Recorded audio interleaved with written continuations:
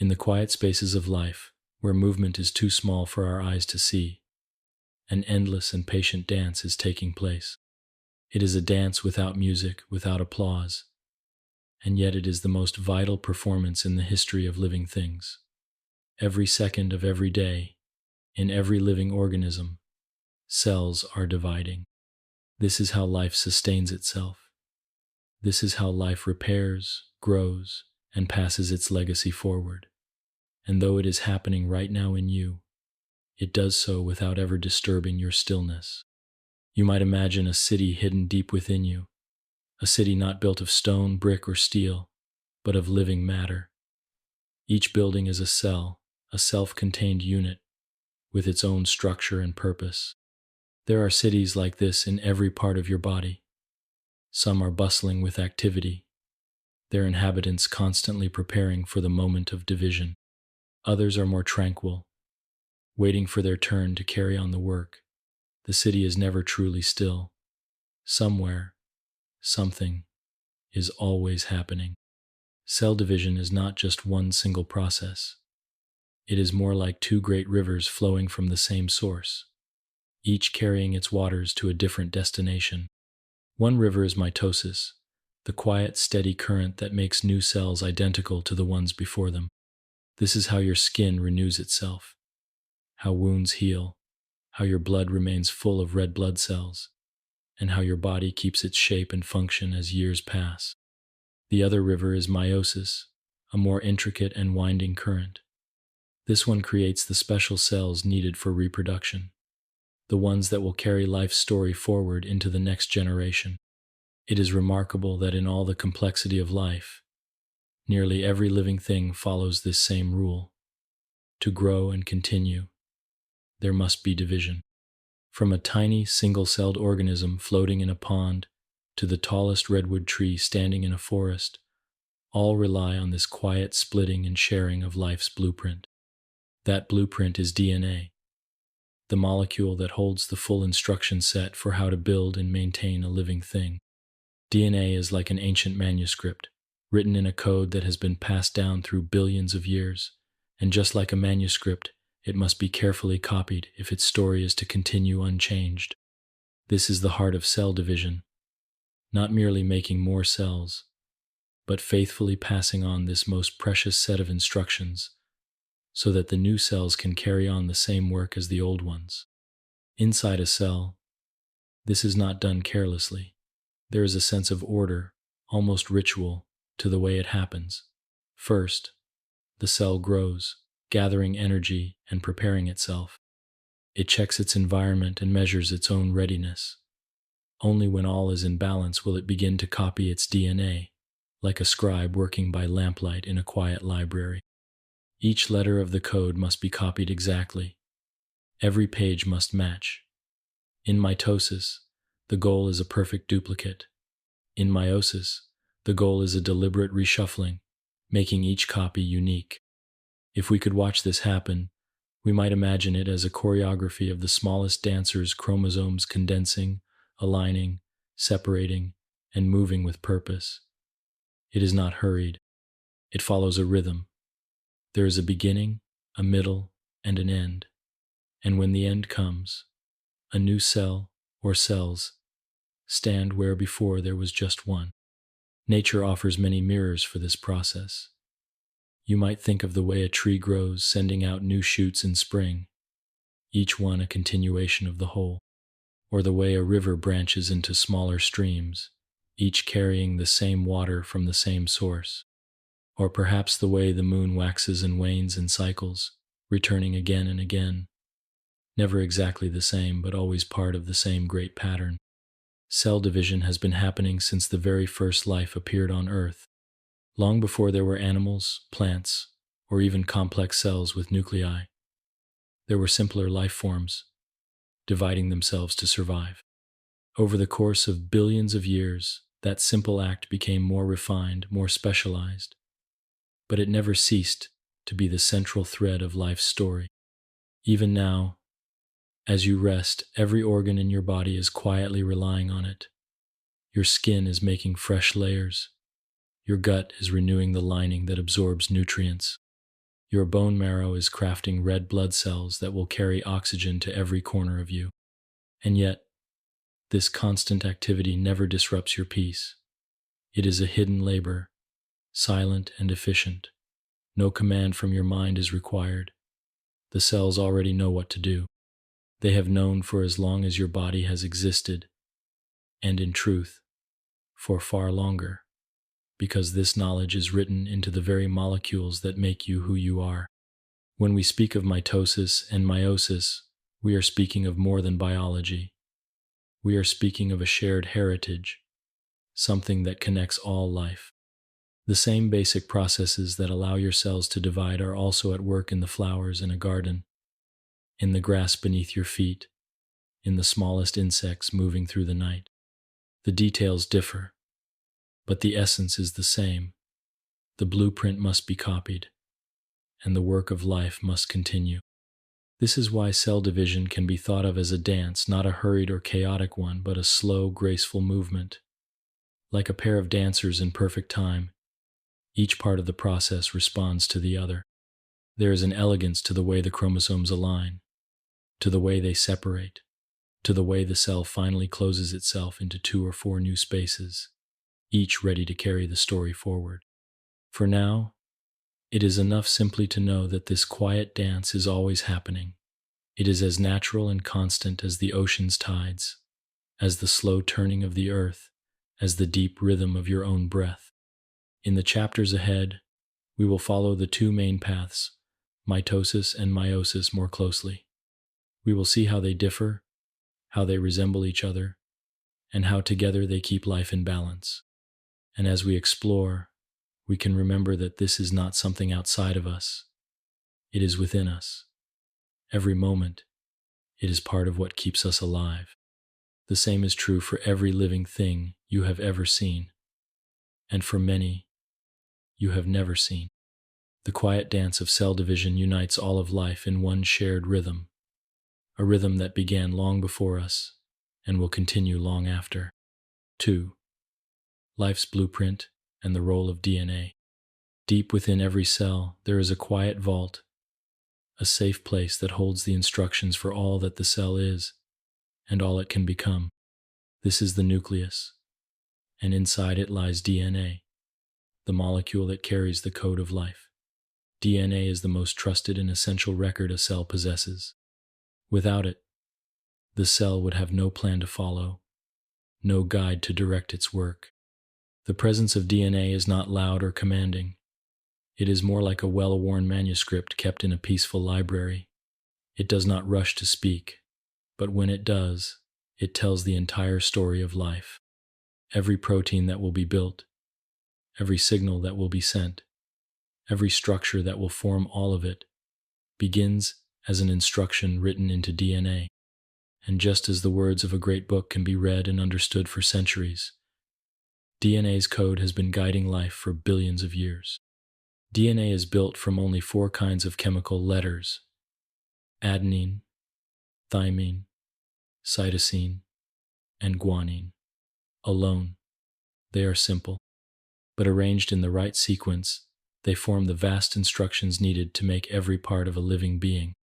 If we imagine these letters written out for a single cell, the message would stretch far longer than any library shelf, even though the molecule itself is wound tightly into coils so small they fit comfortably inside the cell's nucleus.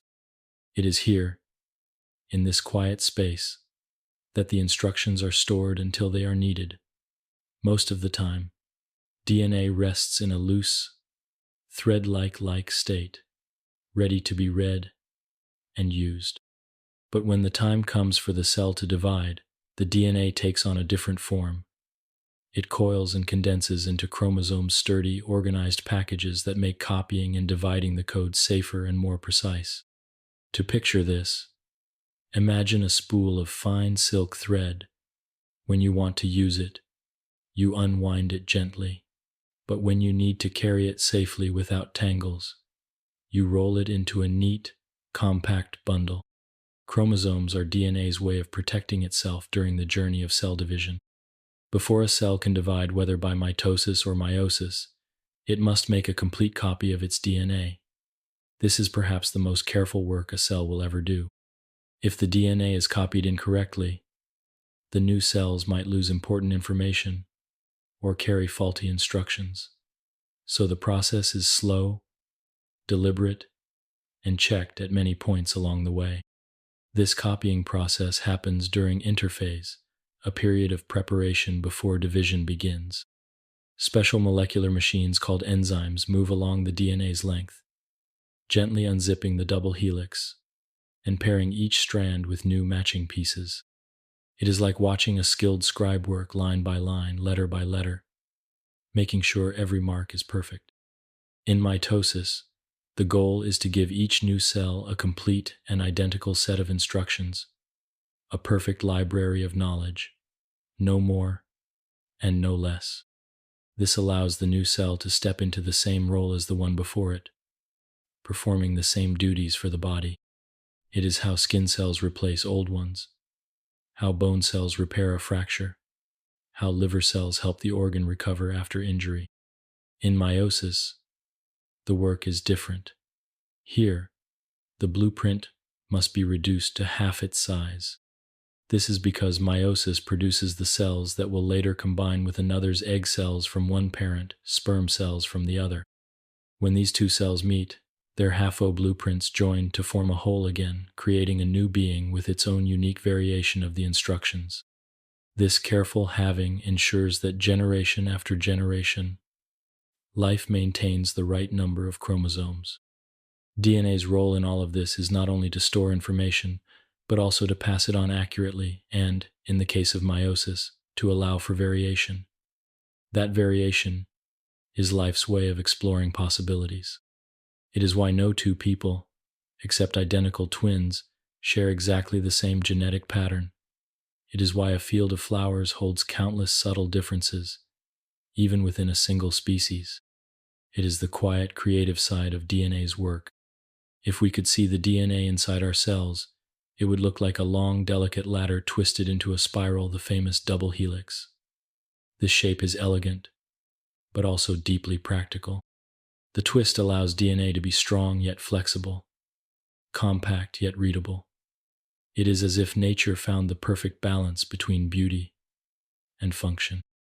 Though we cannot see it with our eyes, we feel the work of DNA in every breath we take. It guides the creation of the enzymes that help us digest food, the proteins that carry oxygen through our blood, the molecules that let us sense the world around us. Without DNA's constant quiet instruction, none of these processes could continue for even a moment. In the context of cell division, DNA is the script that every performer must carry. Mitosis ensures the script is copied word for word. Meiosis allows for gentle editing, creating new variations while preserving the heart of the story. Both processes depend completely on the presence and faithful copying of this blueprint. When you think about DNA in this way, it becomes clear that it is more than a molecule. It is the memory of life itself, carried forward from one generation to the next.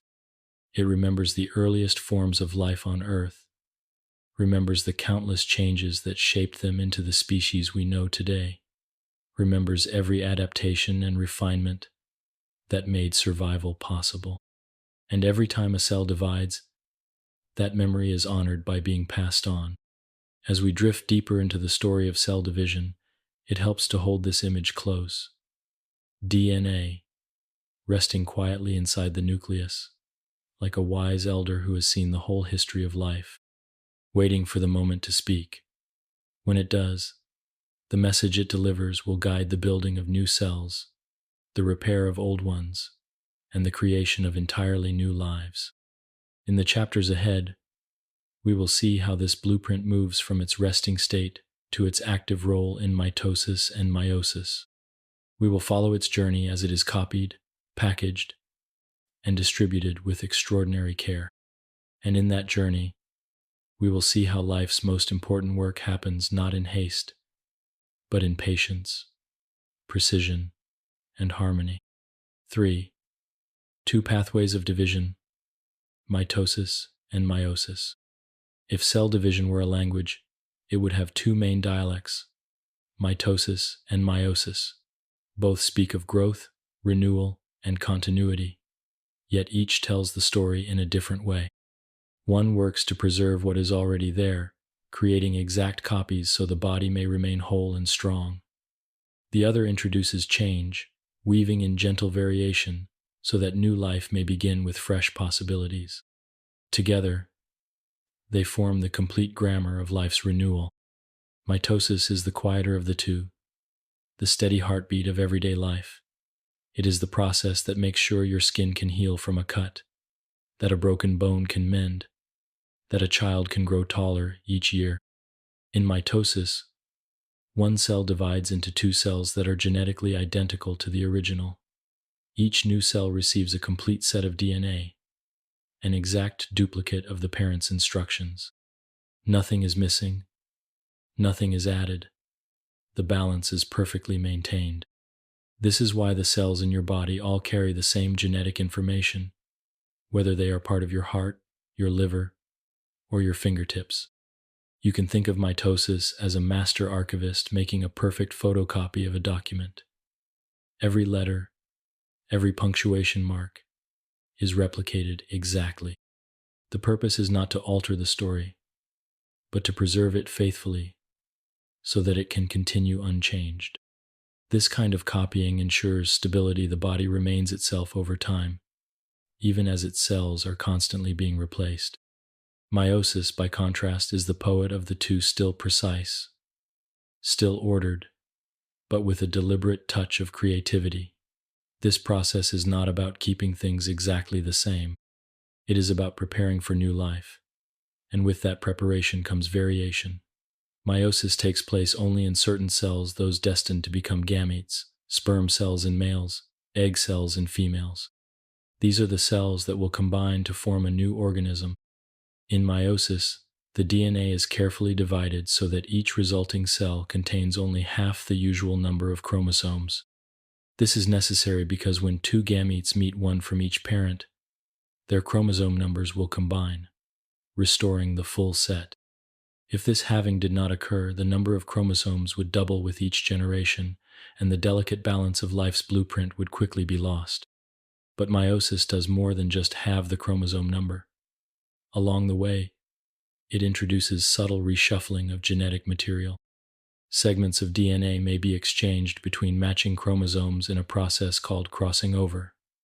This creates new combinations of genes, ensuring that each gamete is unique. It is this uniqueness that explains why siblings from the same parents can look so different, and why each person carries their own singular arrangement of traits. If mitosis is the archivist making perfect copies, meiosis is the artisan combining familiar elements into something new, always drawing from the same well of DNA, but never producing exactly the same outcome twice. Both processes are deeply important. Without mitosis, your body could not grow, repair itself, or maintain its form. Without meiosis, reproduction would be impossible, and the variation that fuels evolution and adaptation would vanish. One process ensures continuity, the other ensures diversity. Life depends on both. You can see echoes of this duality everywhere in nature.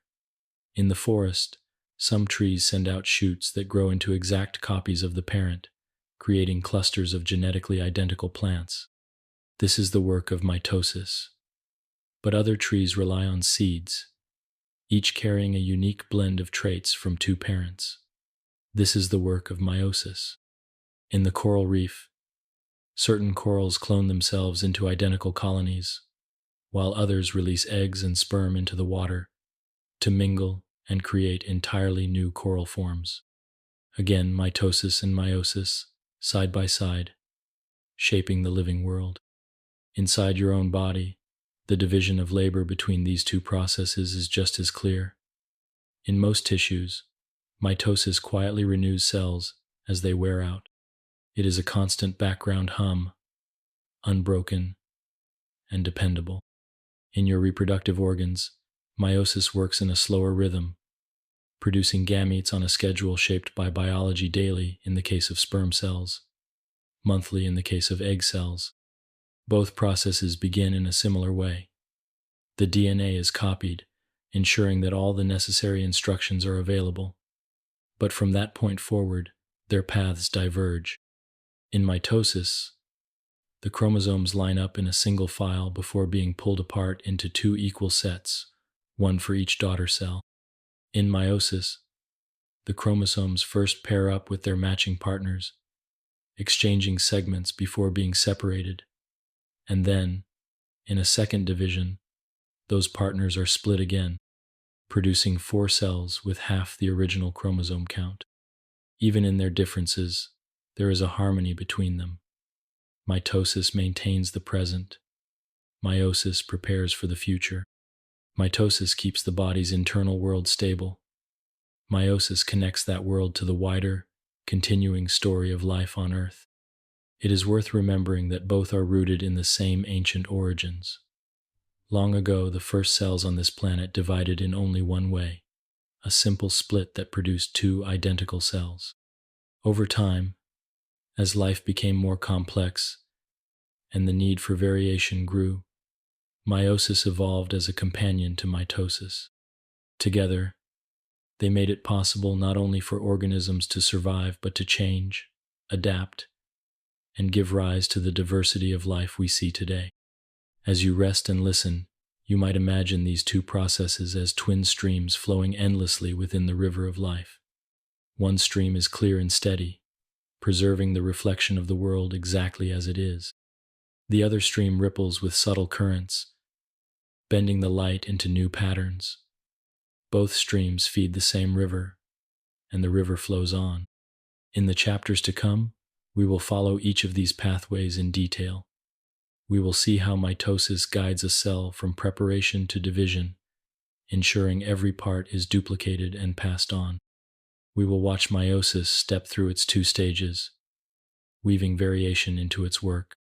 And through it all, we will see how these quiet, unseen processes keep life in motion, not in chaos, but in a rhythm as steady as your own breathing.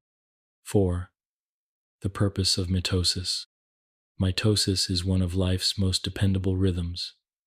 It is not a rare event reserved for special occasions, but a constant presence, a quiet, faithful process that carries on in the background of every moment. Wherever life is growing, repairing, or simply maintaining itself, mitosis is at work. It is the gentle thread that keeps the fabric of the body whole. The purpose of mitosis is beautifully simple: to create 2 new cells that are exact copies of the one that came before them. This is not change for the sake of novelty, but continuity for the sake of stability. It ensures that the cells in your skin remain skin cells, that the cells in your heart remain heart cells, that the identity of every tissue in your body is preserved generation after generation of cells. Imagine your body as a vast, intricate library. Each cell is like a single volume in a complete set. Mitosis is the careful work of replacing any book that has become worn, ensuring that the shelf remains whole and accurate. When a cell's time comes to be replaced, mitosis produces a new cell that carries the same knowledge, the same instructions, the same identity. Nothing is lost in the exchange. This is essential for growth. In a growing child, mitosis is the quiet yet constant engine that allows bones to lengthen, muscles to strengthen, and organs to expand to meet the body's needs. It does not happen all at once, but in countless small steps, cells dividing in their own quiet spaces, each one adding to the whole.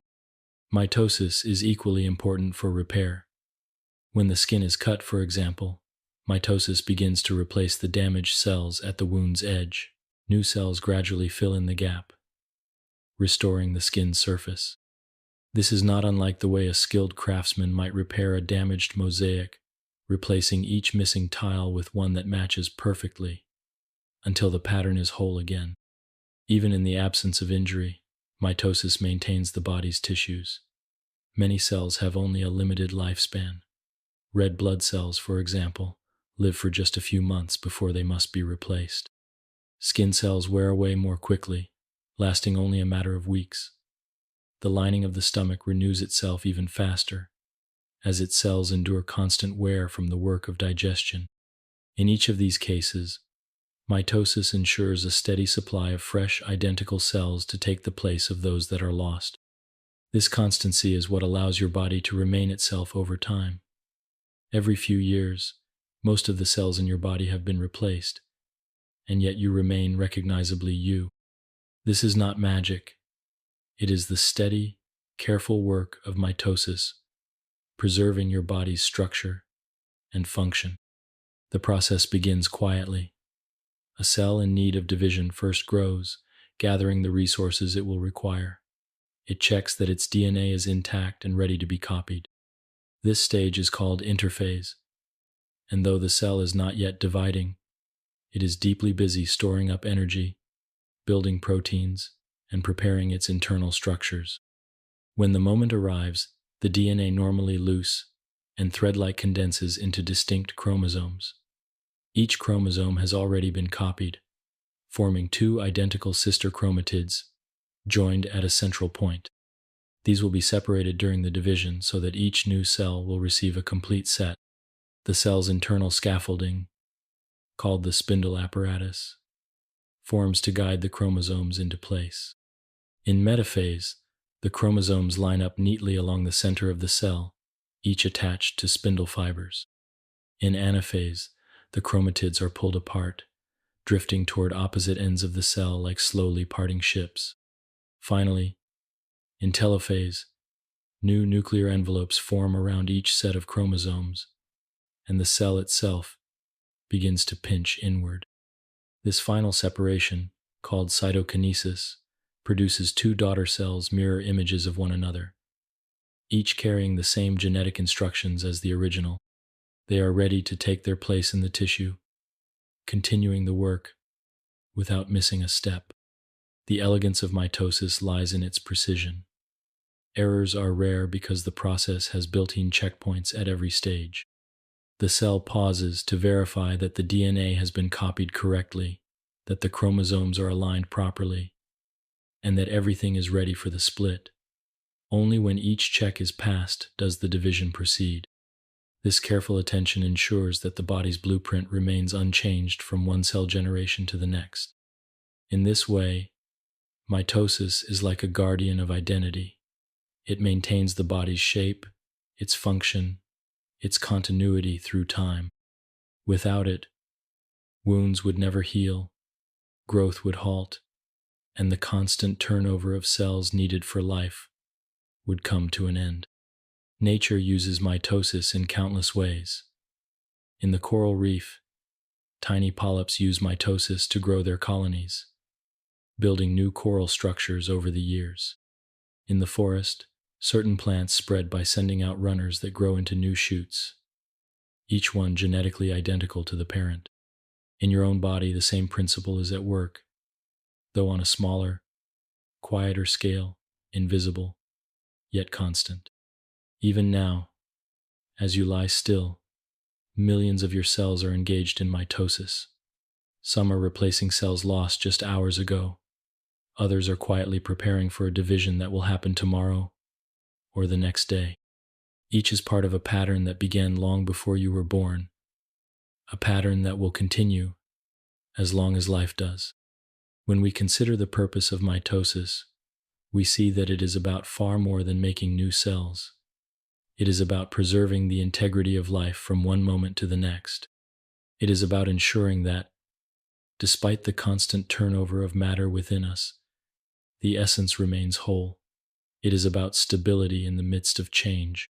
And so, mitosis is not only a process, it is a promise that the body will care for itself, will replace what is worn, will grow when it must, and will heal when it can. It is a quiet, steadfast rhythm, the heartbeat of the cellular world. 5. The purpose of meiosis. If mitosis is the gentle rhythm that maintains the life you already have, meiosis is the quieter, but more mysterious process that prepares for the life that has yet to be. Its purpose is not to heal a wound or replace a worn-out cell, but to create the possibility of an entirely new being. Where mitosis is the careful preservation of the present, meiosis is nature's deliberate step into the future. Meiosis occurs only in certain, very special cells, those destined to become the gametes. In humans, these are the sperm cells in males and the egg cells in females. Unlike the everyday work of mitosis that happens throughout the body, meiosis is reserved for the reproductive organs. It is here, deep in the protected spaces of the testes and ovaries, that the process quietly unfolds. The most immediate purpose of meiosis is to reduce the number of chromosomes by half. This may sound simple, but it is essential. Every species has its own specific number of chromosomes for humans. That number is 41.6 in most cells. If egg and sperm each carried a full set, the combined total after fertilization would be twice what it should be. And with each generation, the number would keep doubling. Meiosis prevents this by ensuring that each gamete contains only 23 chromosomes. When egg and sperm meet, the new cell formed, the zygote, will have exactly 46 chromosomes once again. But meiosis does more than have the chromosome number. It also introduces variation. This is one of its most important purposes, to create genetic diversity. During the early stages of meiosis, matching chromosomes from each parent, called homologous chromosomes, find each other and pair up. As they lie side by side, they sometimes exchange sections of DNA in a process known as crossing over. It is as if two books with slightly different versions of the same story swapped a few pages, creating new combinations of words neither had before.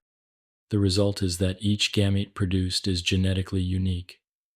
Even though all the gametes come from the same person, no two are exactly alike. This is why siblings can look and act so differently from each other, despite sharing the same parents. This variation is not an accident or an imperfection. It is an intentional part of meiosis, built into the process to allow life to explore many possible combinations. The variation created by meiosis serves a profound purpose in the wider story of life. It is the raw material for evolution, the quiet engine behind the ability of species to adapt to changing environments. Without variation, life would be static, vulnerable to even small changes in climate, food sources, or disease. With variation, there is always the possibility that some individuals will have the traits needed to survive and thrive in new conditions. If mitosis is like making identical copies of a treasured manuscript, meiosis is like carefully editing different versions of that manuscript and sending each one into the world. Each version tells the same essential story, but with subtle differences that might, in time, prove invaluable. The stages of meiosis reflect its dual-purpose reduction and variation. In the first division, homologous chromosomes pair and separate, halving the chromosome number. It is during this stage that crossing over can occur, creating new combinations of genes. The second division is similar to mitosis. The paired chromatids are pulled apart, resulting in 4 cells, each with a single set of chromosomes. These cells are not just physically smaller than the parent cell, they carry an entirely different genetic arrangement. They are the seeds from which the next generation can grow. In humans, the creation of these gametes is carefully timed and controlled. In males, meiosis in the testes produces millions of sperm cells each day, a steady stream of possibilities ready to carry genetic information forward. In females, meiosis begins long before birth, with egg cells forming in the ovaries, while still in the womb. These eggs remain in a pause state until puberty, when each month, one is prepared and released in the hope it will meet a sperm cell and begin the journey of creating new life. The purpose of meiosis is also deeply connected to the story of inheritance. Every person carries 2 versions of most genes, one from each parent. Meiosis ensures that each gamete will carry only one version of each gene, chosen at random. This random assortment, combined with the mixing caused by crossing over, means that every child is a unique blend of their parents' traits.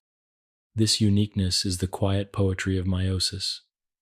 It is the reason why the world is filled with such astonishing variety in the shape of a leaf, in the song of a bird, in the faces of people walking by. Each living thing is a singular combination of countless small variations, shaped in part by the silent work of meiosis. Even though meiosis happens out of sight, deep within the most protected spaces of the body, its influence extends far beyond the individual. It shapes the genetic possibilities of entire populations. Over generations, the variations it produces can change the course of a species' history. It is the reason certain traits can appear suddenly in a family after many generations. It is the mechanism that allows life to keep trying new combinations, searching for the ones best suited to the world as it changes. So while mitosis ensures that life as it is can continue, meiosis ensures that life as it might be can take shape. The two processes balance each other, one offering stability, the other offering flexibility. Without this balance, life would either be too fixed to survive change or too unstable to maintain itself. You might imagine mitosis and meiosis as two hands working together. One hand carefully holds and protects what already exists. The other hand gently scatters seeds into the wind, allowing new life to take root in places and forms we cannot predict. This is the purpose of meiosis: to create the possibility of the future, to send forward countless unique combinations of life's blueprint, each one a quiet experiment in survival and adaptation. It is a process as old as life itself, yet as fresh and surprising as every newborn creature that comes into the world. 6. The cell cycle, a measured rhythm. If we think of cell division as a performance, the cell cycle is the script, a carefully timed sequence of events that guides the cell from its everyday work into the act of dividing and then back again. This cycle is not rushed. It moves with the calm assurance of something that has been practiced for billions of years, refined until every step fits smoothly into the next.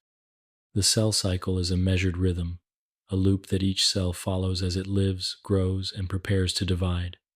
It has distinct stages, each with its own tasks, yet none exist in isolation. Each stage flows naturally into the next, just as the day flows from morning into afternoon and then into night. Most of a cell's life is spent in interphase, the long, peaceful stretch of time between divisions. During interphase, the cell is not idle. It is deeply engaged in its everyday work producing proteins, maintaining its internal balance, responding to signals from its neighbors. It is also quietly preparing for the next division, though that moment may be hours, days, or even years away, depending on the type of cell. Interphase itself has three main parts. The first is G1 phase, or gap 1. Here, the cell grows in size, builds up its reserves of energy, and produces the molecules it will need for division. It is like a craftsman gathering tools before beginning a project. In many cells, G1 can last for a long time. The cell is in no hurry and only moves on when conditions are right. Next comes S phase, the synthesis stage. This is when the cell makes a complete copy of its DNA, preparing 2 full sets so that each new cell will have its own complete instructions. It is careful, deliberate work, as every letter of the genetic code must be matched exactly. Special enzymes move along the DNA, unzipping it and adding the correct building blocks to each strand. The process is watched over by molecular checkpoints that ensure accuracy, pausing the cycle if a mistake is found. After the DNA is copied, the cell enters G2 phase, or gap 2. This is the final preparation stage before division. The cell checks its duplicated DNA to make sure it is complete and free of errors. It also begins to assemble the structures such as the spindle fibers that will be needed to separate the chromosomes later. You might imagine this as the quiet moments before a play begins, when the stagehands check the lights, set the props, and ensure that everything is in place for the performance to run smoothly. Once these preparations are complete, the cell is ready to enter mitosis or meiosis, depending on its role in the body. This is sometimes called the M phase of the cycle. It is the shortest part of the cycle in terms of time, but it is the moment when all the earlier work is put into action. The chromosomes condense, line up, separate, and are enclosed in new nuclei. Finally, the cell itself divides in cytokinesis, producing 2 or 4 new cells, depending on the process. After division, the new cells re-enter G1 phase, beginning the cycle again. In this way, the cell cycle is continuous, a loop without a true end, as long as the organism is alive and the cells remain active. But not every cell is always moving through the cycle. Some cells enter a resting state called G0 phase. In this phase, they step away from the cycle, continuing their everyday work without preparing to divide. Many nerve cells, for example, remain in G0 for a lifetime, focusing entirely on their specialized tasks. Others can re-enter the cycle when needed, such as liver cells that divide in response to injury. The measured pace of the cell cycle is one of its most important features. If it moved too quickly, cells might divide before they were ready, producing faulty or incomplete copies. If it moved too slowly, tissues might not grow or repair themselves in time. The cycle is balanced between these extremes, adjusting its timing to the needs of the body and the conditions around the cell. Checkpoints throughout the cycle act as quiet guardians, ensuring that each step is complete before the next begins. At the end of G1, the cell decides whether to begin copying its DNA. At the end of G2, it confirms that the DNA has been successfully duplicated and is undamaged. In the middle of mitosis, it pauses to make sure that every chromosome is lined up correctly before separating them. These checkpoints are like gentle but firm stage managers, ensuring that the performance goes smoothly and nothing is rushed. In living organisms, the cell cycle varies in length depending on the type of cell and its purpose. In rapidly growing tissues, such as in developing embryos or certain plant roots, the cycle may complete in just a matter of hours. In adult humans, most cells take longer, often a full day or more, to complete the journey from one division to the next. Some cells, like those in the skin or gut lining, are constantly cycling to replace those that are lost. Others divide only rarely, stepping into the cycle only when prompted by signals from their surroundings. This flexibility allows the body to adapt to changing needs.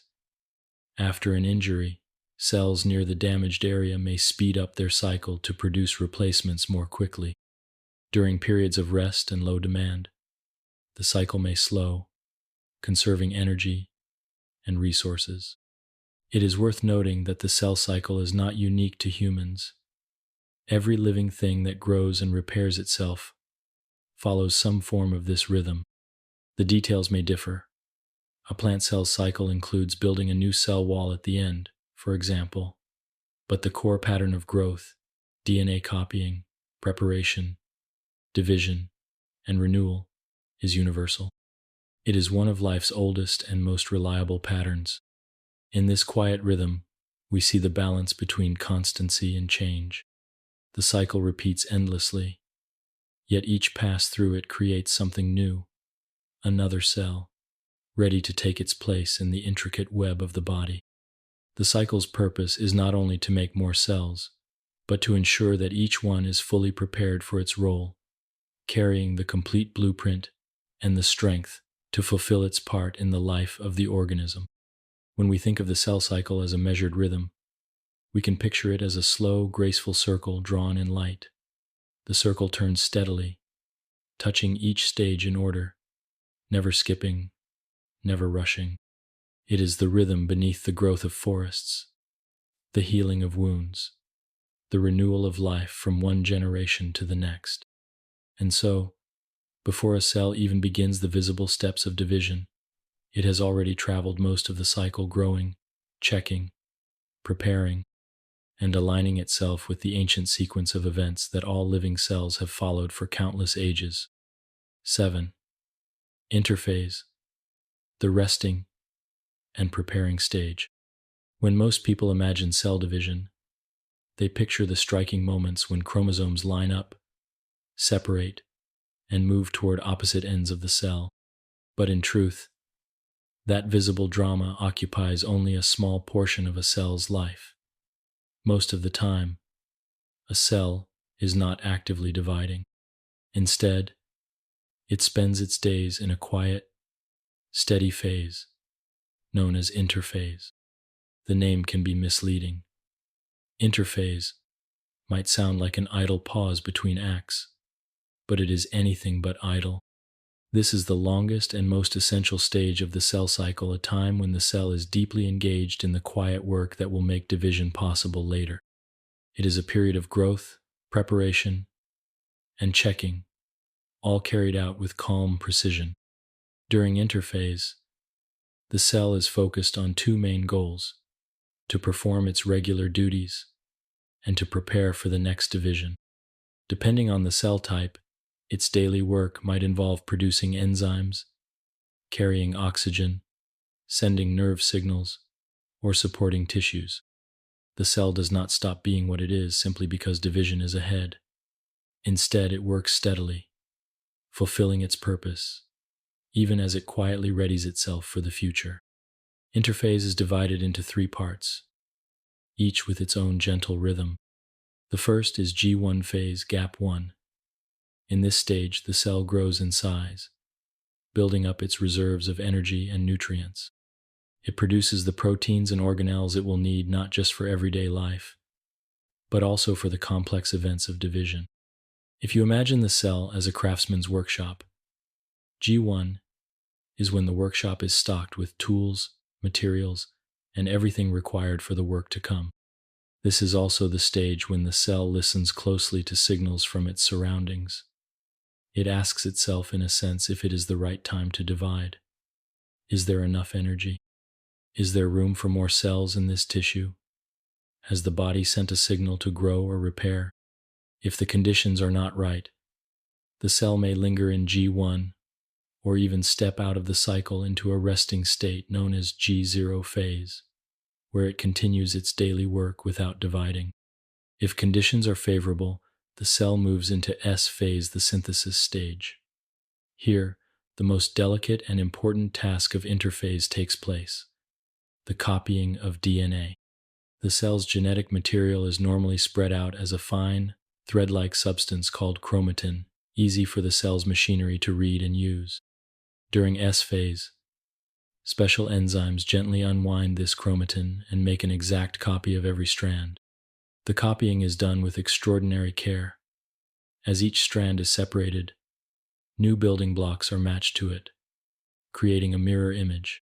The process is so accurate that mistakes are rare, but the cell still checks each section as it goes. By the end of S phase, the cell holds 2 complete sets of DNA, each ready to guide the life of a new cell when the time comes. After the DNA is copied, the cell enters G2 phase, gap 2. This is the final stage of interphase, a time for double checking and fine-tuning. The cell inspects its newly copied DNA, making sure there are no errors or breaks.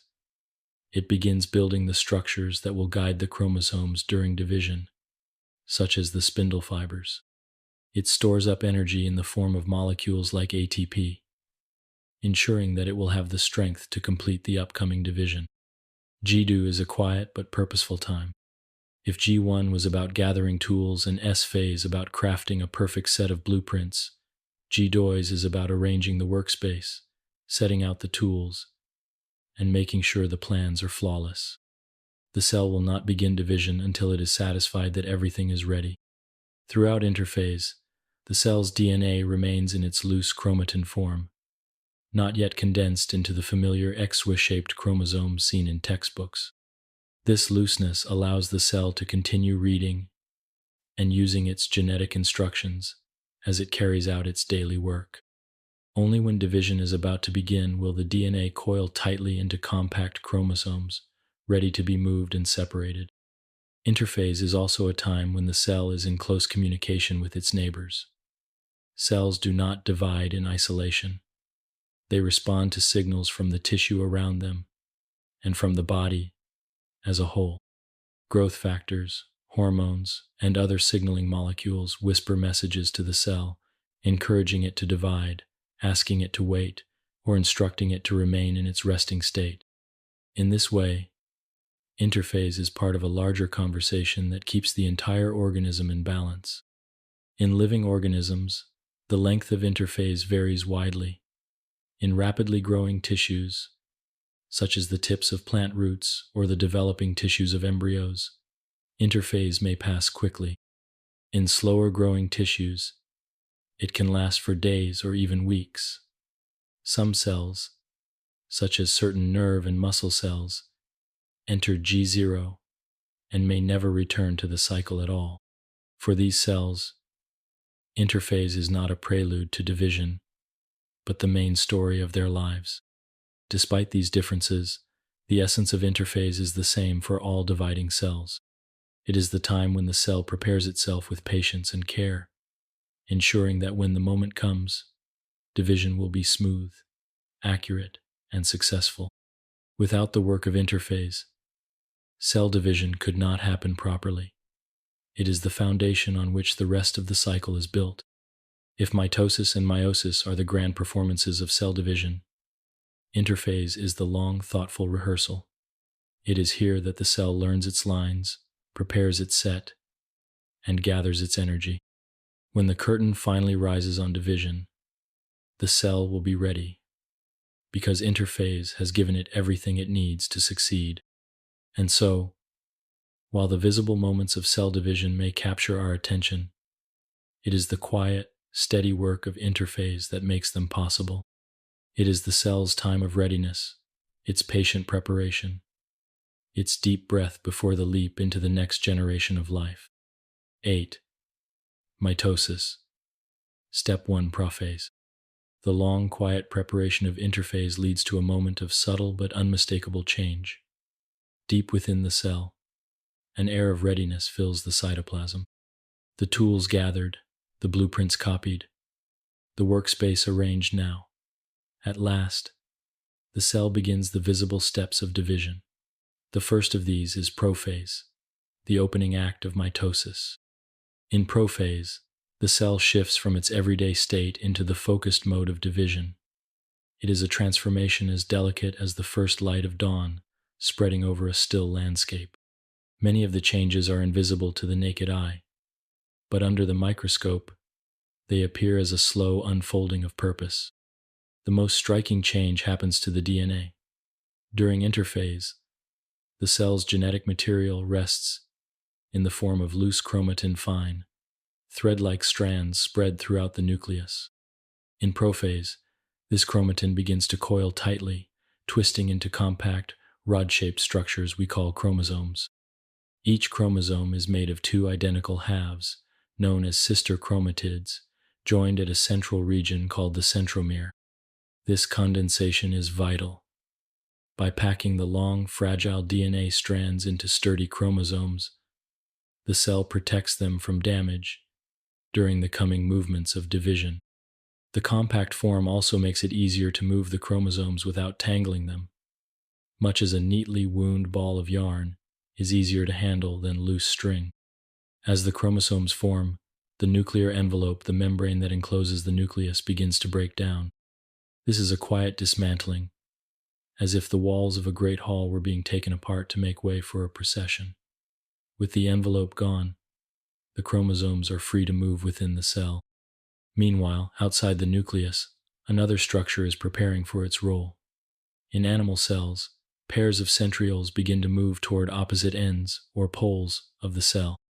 These small cylindrical structures will help organize the spindle fibers, the network of thin threads that will guide the chromosomes later in mitosis. The movement of the centrioles is slow and deliberate, like two conductors walking to opposite sides of an orchestra before a performance begins. From each centriole pair, microtubules extend outward, forming the beginnings of the spindle apparatus. At first, these fibers are short, reaching tentatively into the open space of the cell. But as prophase progresses, they lengthen and strengthen, preparing to attach to the chromosomes and guide their movements.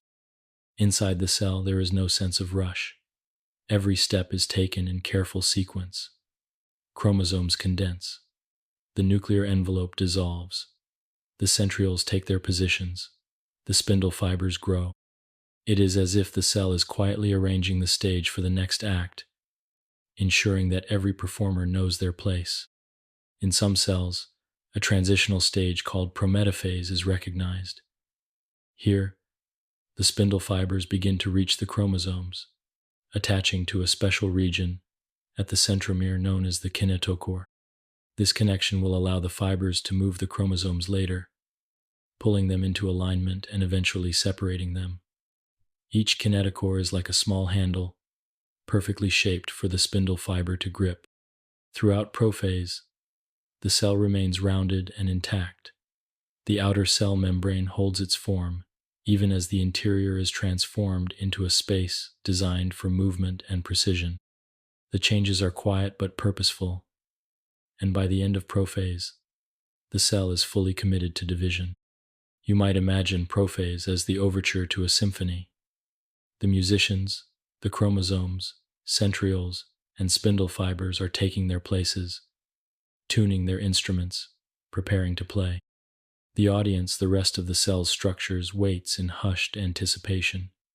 Nothing has yet been moved to its final position, but the sense of readiness fills the space. It is important to understand why prophase matters so deeply. Without this stage, the chromosomes would remain too fragile and disorganized to be handled safely. The spindle apparatus would have no framework to follow. The nuclear envelope would still wall off the genetic material, making it impossible to move. Prophase is the careful clearing of obstacles and the setting of conditions for what comes next. In living organisms, the length of prophase can vary. In rapidly dividing cells, it may pass in just a few minutes. In others, it can take longer. But whether quick or slow, its steps are always precise. There is no skipping, no rushing ahead. The work of prophase is foundational, and the cell treats it with the respect it deserves. By the time prophase draws to a close, the scene has been transformed. The chromosomes stand clearly visible under the microscope, their twin chromatids joined together and ready for the movements ahead. The nuclear envelope has vanished, leaving the chromosomes in open contact with the growing spindle fibers. The centrioles are anchored at opposite poles, connected by the faint lines of the spindle apparatus. Soon, the next stage, metaphase, will begin. In that stage, the chromosomes will be drawn into perfect alignment along the cell's equator, poised for separation. But for now, in the final moments of prophase, the cell is a portrait of readiness, every structure in place, every connection formed, the quiet before the delicate motion begins. 9. Mitosis. Step 2. Metaphase. The careful preparations of prophase lead us to one of the most striking and symmetrical moments in the life of a cell. Metaphase. If prophase is the setting of the stage, metaphase is the moment when all the actors step into perfect formation, each in exactly the right place, as though drawn there by an invisible hand. In metaphase, the chromosomes, now fully condensed and easily visible under the microscope, are moved into position. The spindle fibers, the delicate yet strong threads of microtubules, have attached themselves to each chromosome's kinetochore, a small protein structure at the centromere. These attachments were first made in late prophase, and now they are tested and adjusted until they hold the chromosomes in just the right way. The spindle fibers extend from the cell's two opposite poles, pulling gently on each chromosome. This balanced tension brings the chromosomes into alignment along an imaginary line in the center of the cell called the metaphase plate. This plate is not a physical structure, but a position a kind of cellular equator where every chromosome lines up, forming a perfect row. The site is one of remarkable order. No chromosome stands apart from the others. No one is out of place. Each is positioned so that its sister chromatids face opposite poles of the cell. This arrangement ensures that, when the time comes to separate them, each new cell will receive exactly one copy of every chromosome. Metaphase is a time of balance. The pulling forces of the spindle fibers are equal in both directions, holding the chromosomes steady at the center. If one side pulls too hard or too soon, the entire process could falter, leading to errors in the distribution of genetic material. To prevent this, the cell has a checkpoint, a quiet but vigilant pause, where it confirms that every chromosome is properly attached to spindle fibers from both poles. This is known as the spindle assembly checkpoint. Only when every chromosome is securely connected and in position does the cell allow itself to proceed.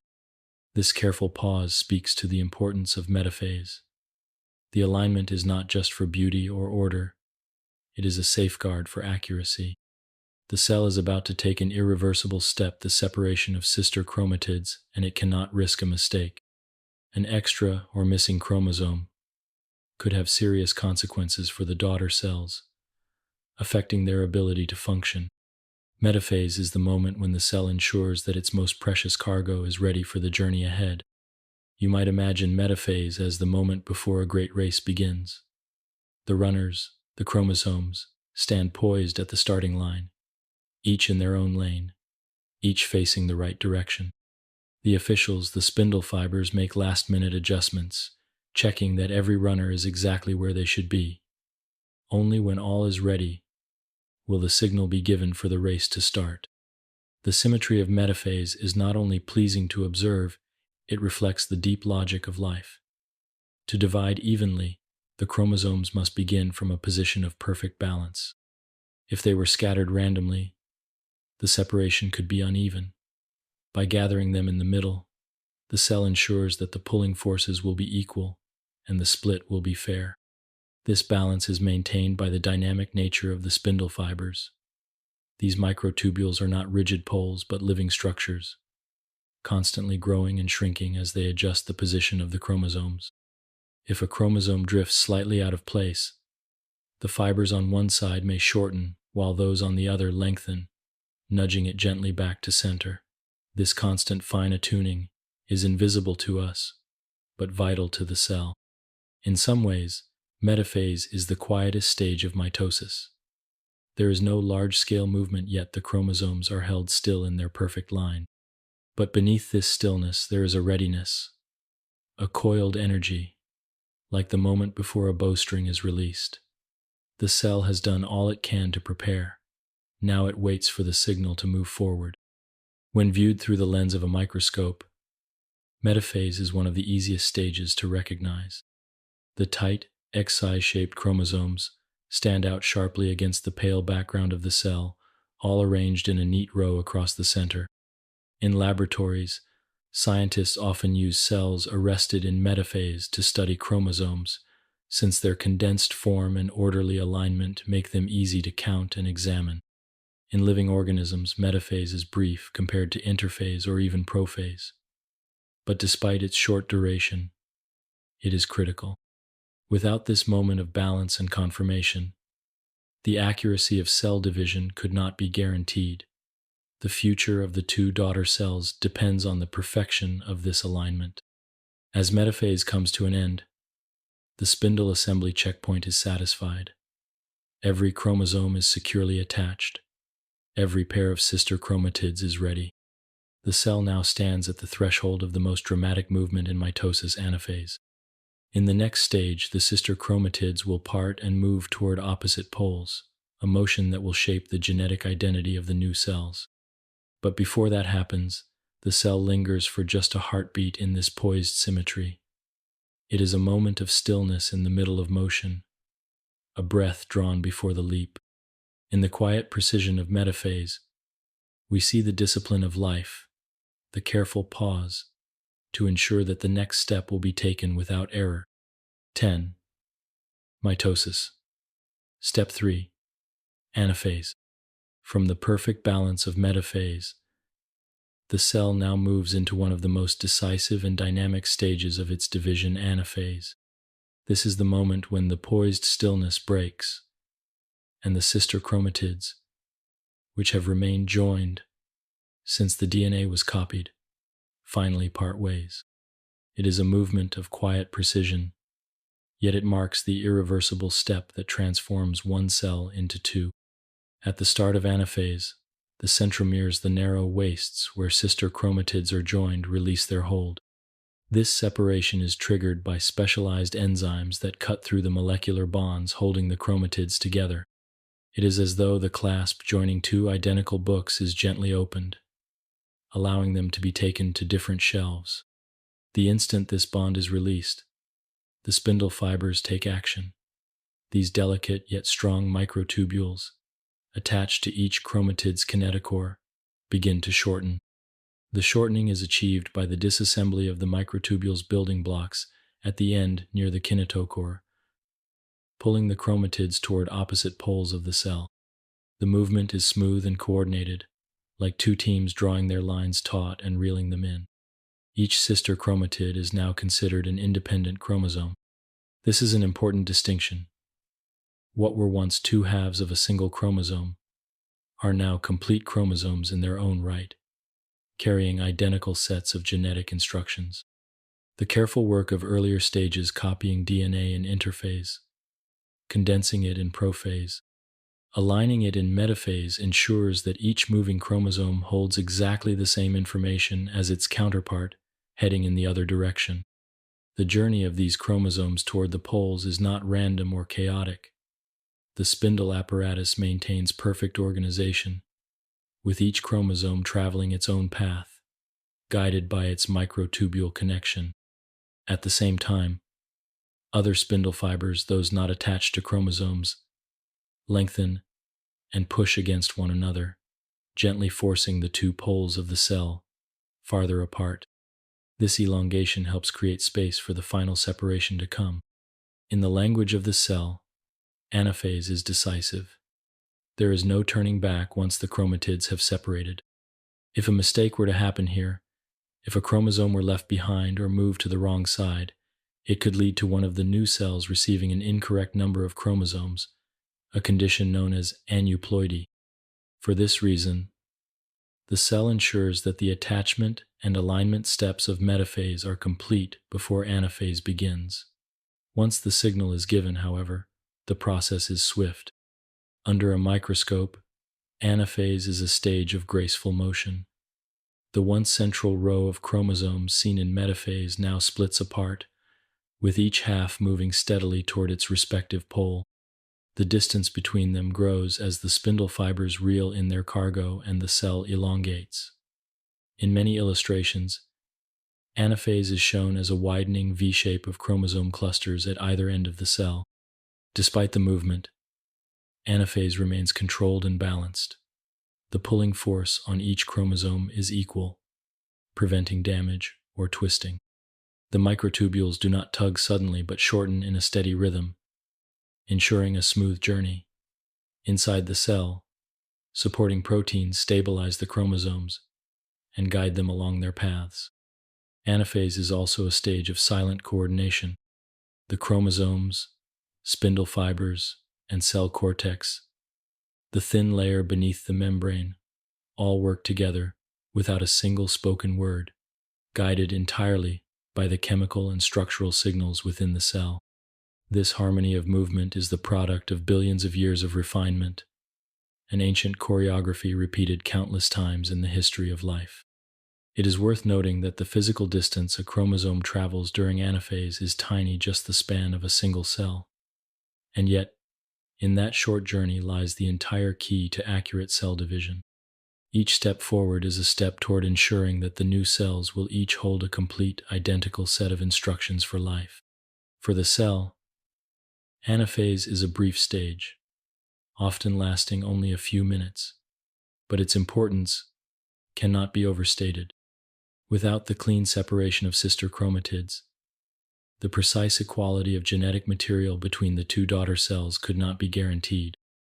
This is why the cell invests so much care in preparing for this moment, ensuring that every spindle fiber is correctly attached and every chromosome is perfectly positioned before the separation begins.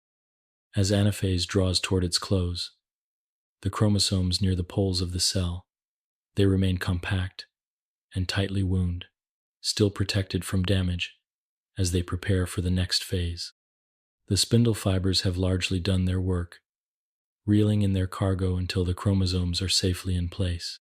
Meanwhile, the cell's poles are pushed even farther apart, shaping the elongated form that will soon divide into two. In the quiet balance of nature, anaphase can be compared to the parting of a river into two equal streams. From a single unified current, the flow divides, each branch carrying the same waters in different directions.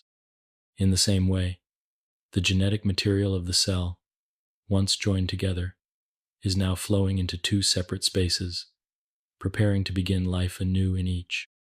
The stage is now set for telophase, the closing chapter of mitosis. In that stage, the chromosomes will arrive fully at their destinations. New nuclear envelopes will form, and the cell will begin to draw inward, shaping itself into two. But for now, as anaphase concludes, the cell has completed its most critical movement, the parting of identical sets of instructions, ensuring that the promise of life will be carried equally into both of its future selves.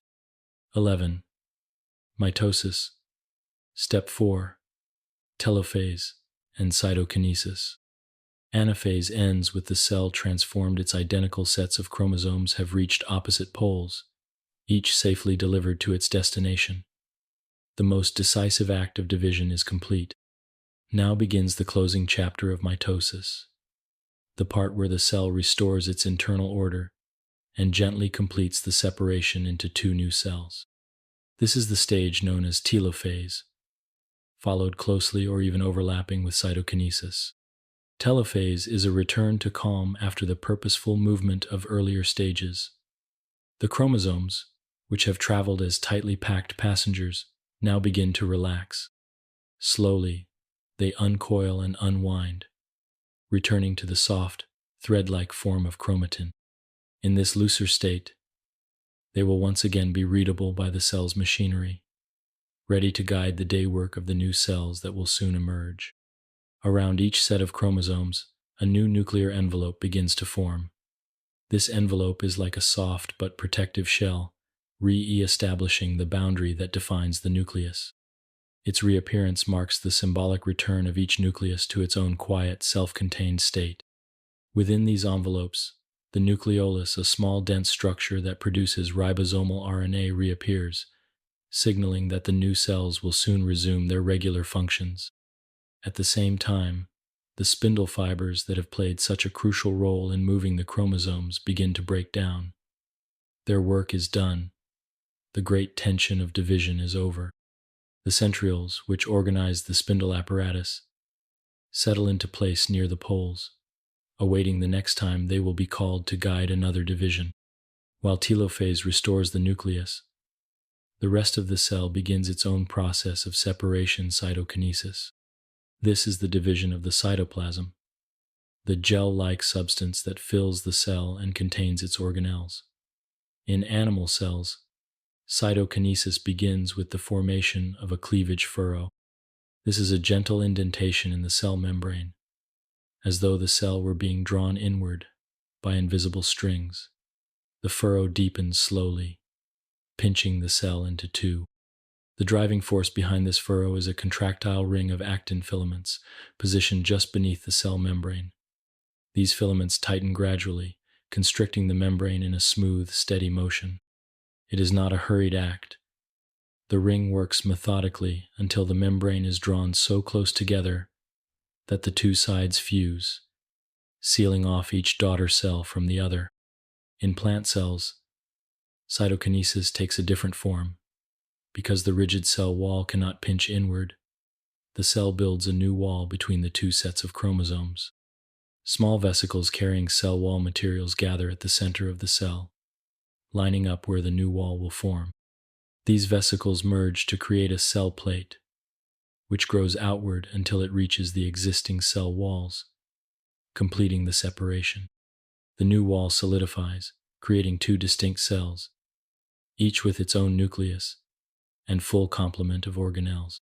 By the end of telophase and cytokinesis, the work of mitosis is complete. What was once a single parent cell is now two daughter cells, each an exact genetic copy of the other and of the cell that gave them life. Their membranes are intact, their nuclei are restored, and their internal structures are ready for the quiet tasks of everyday life. This moment is not the end of the story, but rather a return to the beginning. The new cells will grow, carry out their functions, and, when the time comes, may themselves enter the cell cycle to divide again. The continuity of life depends on this unbroken chain, one cell giving rise to two, those two to four, and so on, in a quiet multiplication that stretches across the lifetime of the organism. Telophase and cytokinesis are also a reminder of balance. Mitosis begins with a single cell full of energy and potential. It moves through stages of preparation, alignment, and separation, and ends by creating two cells equally prepared for life. Nothing is wasted, and nothing is left undone. Every stage leads naturally to the next, and the process is complete only when the new cells are fully formed and capable of independent function. In the wider perspective of nature, this final step of cell division mirrors the cycles we see all around us. A seed falls from a plant, sprouts, and eventually grows into a new plant. A river splits into two channels, each flowing on its own course but carrying the same water. A branch forks into two limbs, each reaching into its own space yet still part of the same tree. In each case, there is both unity and separation, continuity and renewal. The quiet elegance of telophase and cytokinesis lies in their subtlety. They lack the dramatic tension of chromosome separation in anaphase, or the symmetrical beauty of alignment in metaphase. Instead, they are about restoration and completion, the careful wrapping up of a great task, the return to a steady rhythm after purposeful motion. Under the microscope, these stages can be almost serene. The dark, condensed chromosomes of earlier stages fade into softer, more delicate threads. The nuclear envelopes appear as faint outlines, enclosing the chromatin in gentle ovals. The cleavage furrow or cell plate moves steadily toward completion, without haste, without falter. The sense is one of quiet assurance. The work is nearly done, and it has been done well. When cytokinesis ends, the two daughter cells may remain side by side for a time, connected only by proximity. Eventually, they will drift apart within the tissue, taking their places among their neighbors. Each will carry on its work, using the identical set of instructions passed down from the parent cell, and so the pattern continues, life flowing forward in an unbroken thread of division and renewal. In the story of mitosis, telophase and cytokinesis are the gentle closing lines. They do not shout for attention, but their role is vital. Without them, the grand choreography of division would remain unfinished. With them, the cycle returns to its beginning, ready for the quiet preparations of interphase to begin again. 12. Meiosis, nature's way of having the genome. While mitosis preserves the full set of a cell's genetic instructions for growth, repair, and maintenance, meiosis serves a different purpose, one deeply tied to the continuation of life from one generation to the next. If mitosis is about faithfully making identical copies, meiosis is about creating something new while keeping life's genetic balance intact. It is nature's way of having the genome, so that, when life begins anew, the correct amount of genetic material is restored. In most of the body's cells, called somatic cells, the DNA exists in pairs of chromosomes. In humans, this means 46 chromosomes arranged in 23 pairs. One chromosome in each pair comes from the mother, and the other comes from the father. This paired arrangement is called a diploid state. When reproduction takes place, two special cells, one from each parent, unite to form a single new cell, the zygote. If these reproductive cells, known as gametes, each carried the full set of chromosomes, the resulting zygote would have twice the number it should. Over generations, the chromosome number would continue doubling, making life unstable and unsustainable. Meiosis prevents this by producing gametes that carry only one chromosome from each pair, a haploid state. In humans, this means 23 unpaired chromosomes in each gamete. When sperm and egg unite, the haploid sets combine to restore the full diploid number of 46. This precise halving is the first great purpose of meiosis, to maintain a stable chromosome number from generation to generation. The second great purpose of meiosis is to create genetic diversity. Life depends on variation. It is the raw material for evolution, allowing species to adapt to changes in their environment. Without variation, populations would be more vulnerable to disease, climate shifts, and other challenges. Meiosis generates diversity in two important ways. First, during meiosis, each pair of homologous chromosomes, one maternal, one paternal, is separated randomly. This independent assortment means that each gamete receives a different combination of maternal and paternal chromosomes. The number of possible combinations is vast, even without considering the next step. Second, homologous chromosomes can exchange segments of DNA during a process called crossing over. This happens early in meiosis, when the chromosomes pair up closely and swap equivalent sections. The result is a new mixture of genetic material, blending traits from both parents in ways that have never existed before. These two processes, independent assortment and crossing over, ensure that no two gametes are exactly alike, even siblings from the same parents, unless they are identical twins, have unique genetic combinations. This diversity enriches the population and helps ensure the survival of the species over time. Structurally, meiosis shares some similarities with mitosis. Both involve the duplication of DNA before division and the orderly separation of chromosomes. But meiosis has two successive divisions instead of one. The first, meiosis I, separates homologous chromosome pairs, reducing the chromosome number by half. The second, meiosis II, separates the sister chromatids of each chromosome, much like mitosis does. The end result is 4 haploid gametes, each genetically distinct. In males, meiosis takes place in the testes, producing millions of sperm each day. This is a continuous process that begins at puberty and continues throughout life. In females, meiosis begins in the ovaries before birth, but pauses partway through. Each month after puberty, a small number of egg cells resume meiosis, though typically only one is released during ovulation. If fertilization occurs, the egg quickly completes the final steps of meiosis before merging with the sperm's nucleus. The scale of meiosis's contribution to life is difficult to fully grasp. Every living human, every animal, every plant, every sexually reproducing organism began as the product of 2 haploid gametes meeting and combining their genetic material. Every unique combination of traits, every subtle variation in a population, owes its origin to the reshuffling and halving done by meiosis. In this way, meiosis is both practical and poetic. It is practical in that it maintains the mathematical balance of chromosomes. Without it, the genetic blueprint would become unstable. It is poetic in that it ensures each new being is a unique creation, a singular arrangement of ancient genetic threads woven together in a way that has never existed before. One can think of meiosis as a kind of bridge between generations. On one side stands the vast, intricate genetic heritage of the parents. On the other, the unformed potential of the next generation.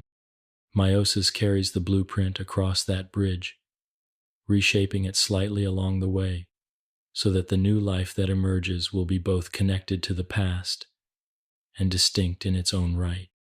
In plants and animals alike, this process is essential to the ongoing flow of life. In flowering plants, for example, meiosis creates the pollen grains and ovules that will unite to form seeds. In animals, it produces the sperm and eggs that make reproduction possible. The details may vary, but the underlying logic, having the genome and introducing variation, remains the same.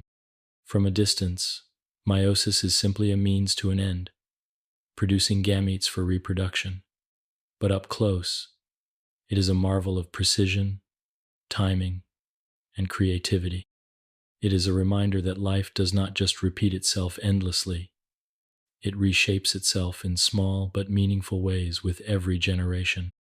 The work of meiosis is quiet, hidden deep within the reproductive tissues of plants and animals, yet its effects are everywhere.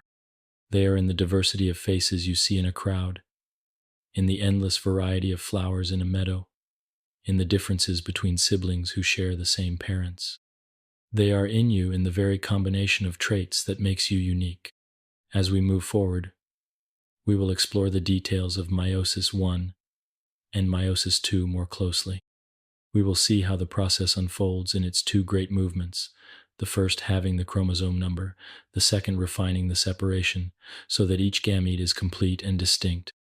And we will see how, at every step, meiosis balances the needs of accuracy and variation, stability, and change. For now, it is enough to hold in mind the twin purposes of meiosis, to keep the chromosome number steady, and to create endless variety within that framework. In this balance lies the strength of life, the continuity of the past, and the promise of the future, bound together in the quiet work of cell division. 13. Meiosis 1. The first division. Meiosis begins with a journey that feels both familiar and different. Like mitosis, it starts with a cell that has already prepared itself. Its DNA has been copied during interphase, and the chromosomes are ready for the work ahead. Yet unlike mitosis, which produces two identical cells, the goal here is to create cells with only half the usual number of chromosomes. This first division, meiosis 1, is where that halving begins. The cell at the start of meiosis 1 is diploid, meaning it has two versions of every chromosome, one from the mother and one from the father. These matching pairs are called homologous chromosomes. In humans, there are 23 such pairs, making 46 chromosomes in total. Each chromosome has been duplicated, so it now consists of two identical sister chromatids joined at a central centromere. The first stage of meiosis 1 is prophase 1, and it is here that meiosis reveals its unique character. The chromosomes begin to condense, coiling into the compact shapes that make them easier to move. But unlike mitosis, something remarkable happens. Homologous chromosomes find each other and pair up. This pairing is called synapsis, and it forms tight associations known as tetrads, four chromatids aligned side by side. While paired, these homologous chromosomes engage in a quiet but profound exchange. In a process called crossing over, sections of DNA are swapped between non-I sister chromatids. This exchange is precise, trading matching segments so that the integrity of each chromosome is preserved. The result is new combinations of genetic material variations that did not exist before. Crossing over ensures that when the gametes are eventually formed, they will carry unique arrangements of genes, even though they came from the same set of chromosomes. The sites where crossing over occurs are visible under a microscope as small XY-shaped structures called chiasmata. These marks are like gentle signatures of the event, silent records of where genetic material has been shared between the maternal and paternal chromosomes. As prophase continues, the nuclear envelope begins to dissolve, and the spindle apparatus starts to form, just as it does in mitosis. The spindle fibers reach out from structures called centrosomes, which move to opposite ends of the cell. Soon, The paired homologous chromosomes will attach to these spindle fibers, ready for the next step. Following prophase I comes metaphase I. Here, the tetrads line up along the cell's equator, also known as the metaphase plate. Unlike mitosis, where individual chromosomes align in single file, meiosis I aligns the homologous pairs side by side. One chromosome of each pair faces one pole, and the other faces the opposite pole. This arrangement is random, a phenomenon known as independent assortment. It means that the orientation of each pair is independent of the others, adding yet another layer of variation to the gametes that will result. When the cell is satisfied that each tetrad is correctly attached to spindle fibers from both poles, it moves into anaphase I. Here, the homologous chromosomes are pulled apart, but notice, the sister chromatids remain joined at their centromeres. This is a key difference from mitosis, where the sister chromatids separate at this stage. In meiosis I, it is the homologous pairs themselves that are separated, with one member of each pair moving toward each pole. This separation reduces the chromosome number by half. If we think of the chromosome pairs as matched books in a library, one maternal edition and one paternal edition, then anaphase I is the moment when the two editions are sent to different branches. Each branch will have one copy of the story, but never both editions together. After the homologous chromosomes have been moved to opposite poles, telophase I begins. The chromosomes may partially uncoil, and in some organisms, a nuclear envelope briefly reforms around each set. In many cases, however, the cell moves directly into the next phase without fully restoring these structures. Finally, cytokinesis divides the cytoplasm, creating two new cells. Each cell is now haploid. It contains only one chromosome from each original pair, but each chromosome is still made of two sister chromatids. These cells are not identical to the original diploid cell, nor are they identical to each other. The crossing over and independent assortment of meiosis I have already ensured that each carries a unique combination of genetic information. In humans and many other organisms, these two haploid cells will immediately proceed to the second division, meiosis II, without another round of DNA replication. Meiosis II will resemble mitosis in many ways, separating the sister chromatids so that each gamete ends up with a complete but single set of chromosomes. Meiosis I is often called the reduction division because it is here that the chromosome number is cut in half. This halving is the reason sexual reproduction works without doubling the chromosome count each generation. But meiosis I is also a division of creativity. It is where genetic variation is born, where the threads of maternal and paternal DNA are woven together in new patterns that will never be repeated in exactly the same way. If mitosis is a process of faithful copying, meiosis I is a process of careful recombination and selection. Every time it occurs, it shapes the future not just for the organism that produces the gametes, but for the offspring that may carry them forward. In the quiet depths of reproductive tissues, this process unfolds countless times over the course of a lifetime. Each pairing, each crossing over, each separation is another contribution to the endless variety of life. And though it is invisible to the naked eye, its effects are everywhere in the diversity of people, animals, and plants, in the individuality of every living thing born through sexual reproduction. In the next part, we will follow the second act of meiosis, meiosis II, where the sister chromatids, still joined after meiosis I, are finally separated. This will complete the transformation from a single diploid starting cell to 4 unique haploid gametes, ready to play their part in the story of life. 14. Crossing over nature's subtle variation. Within the quiet chamber of a cell beginning meiosis I, something extraordinary happens, an event that leaves no visible mark to the naked eye, yet alters the course of life for generations to come. It is called crossing over, and it takes place during the early part of prophase I, when homologous chromosomes first meet and embrace.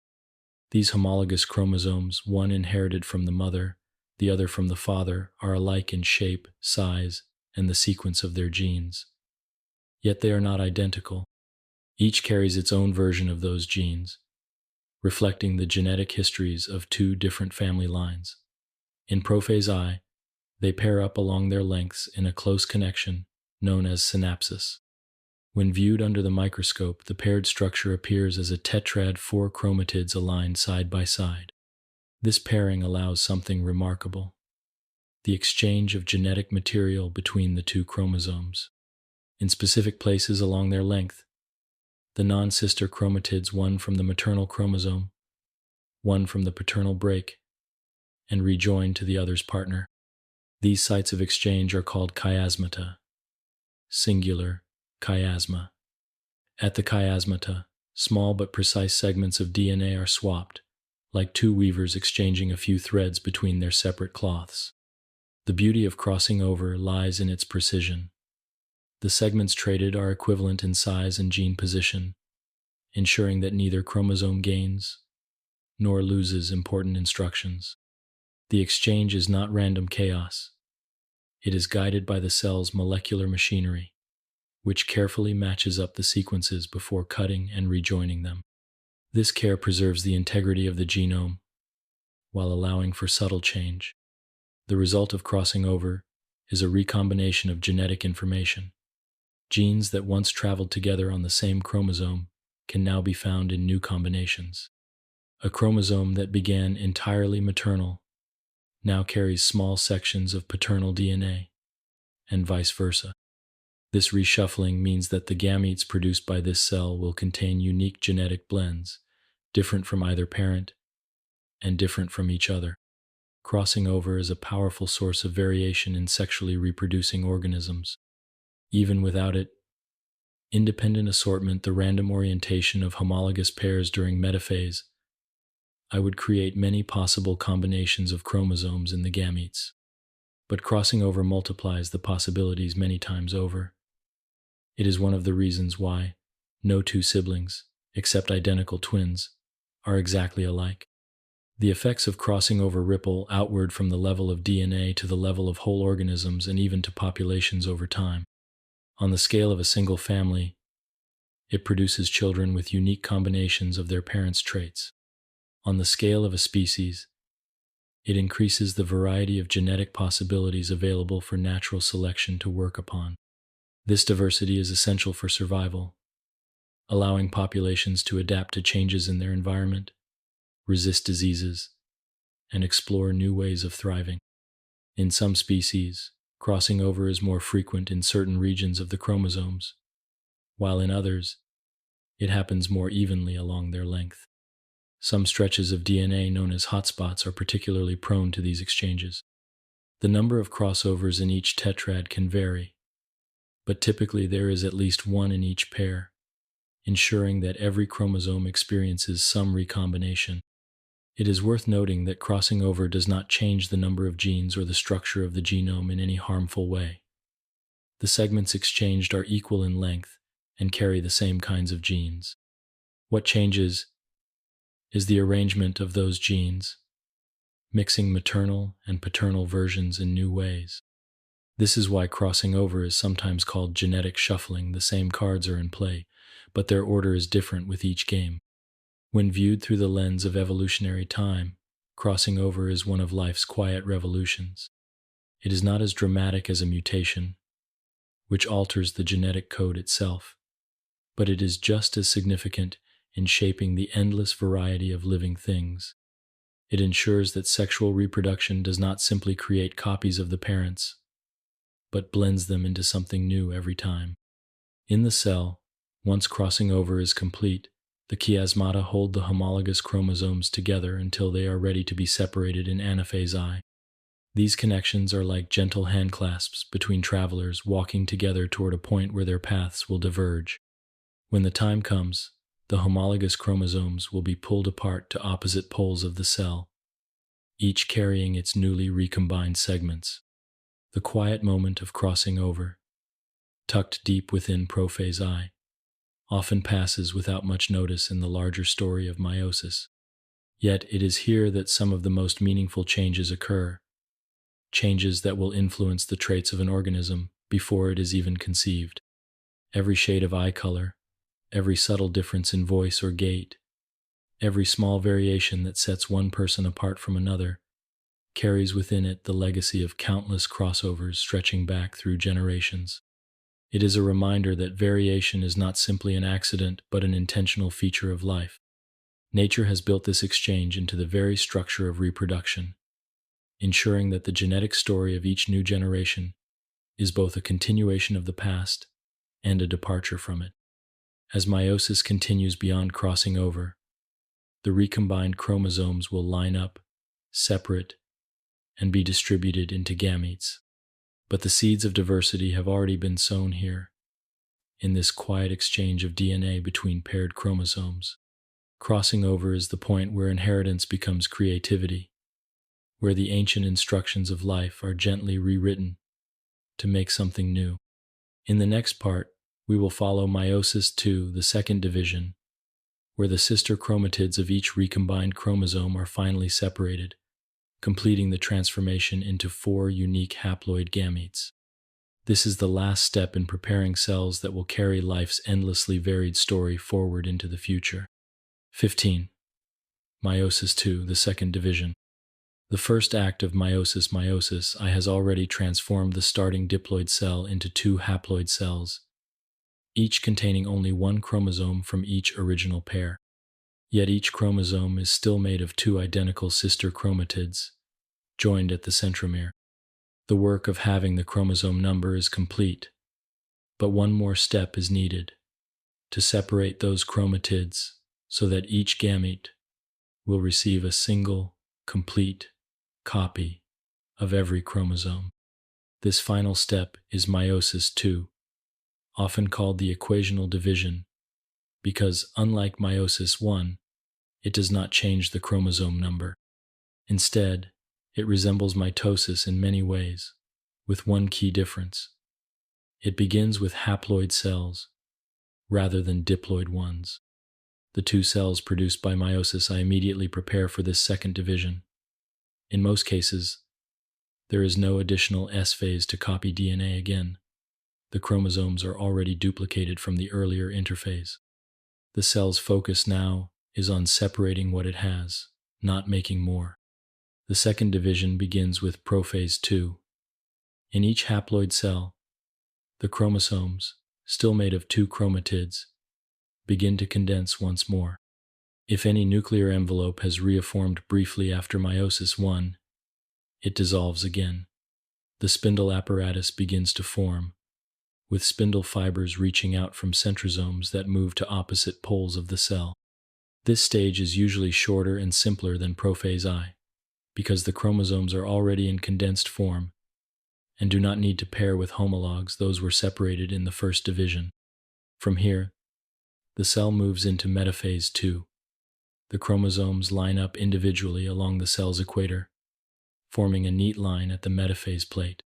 In contrast to metaphase I, where homologous pairs aligned side by side, here it is single chromosomes, each made of 2 sister chromatids that take their places.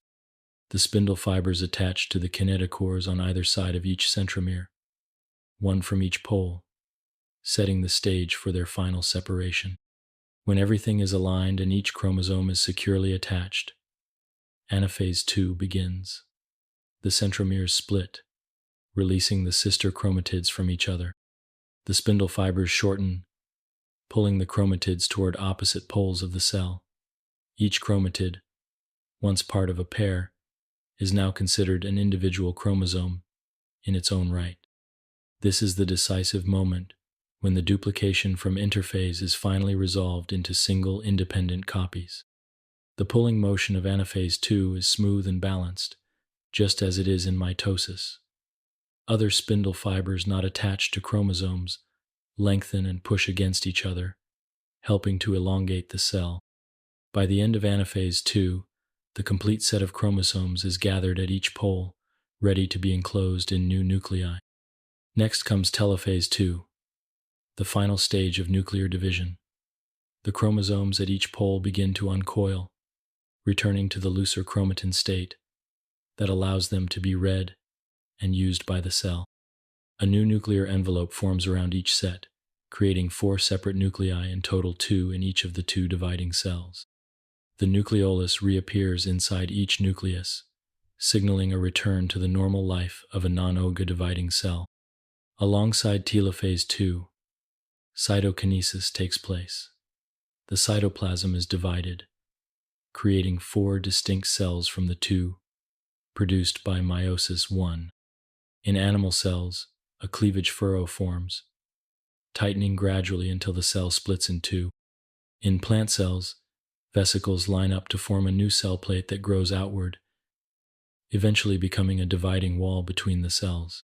The end result is 4 haploid gametes.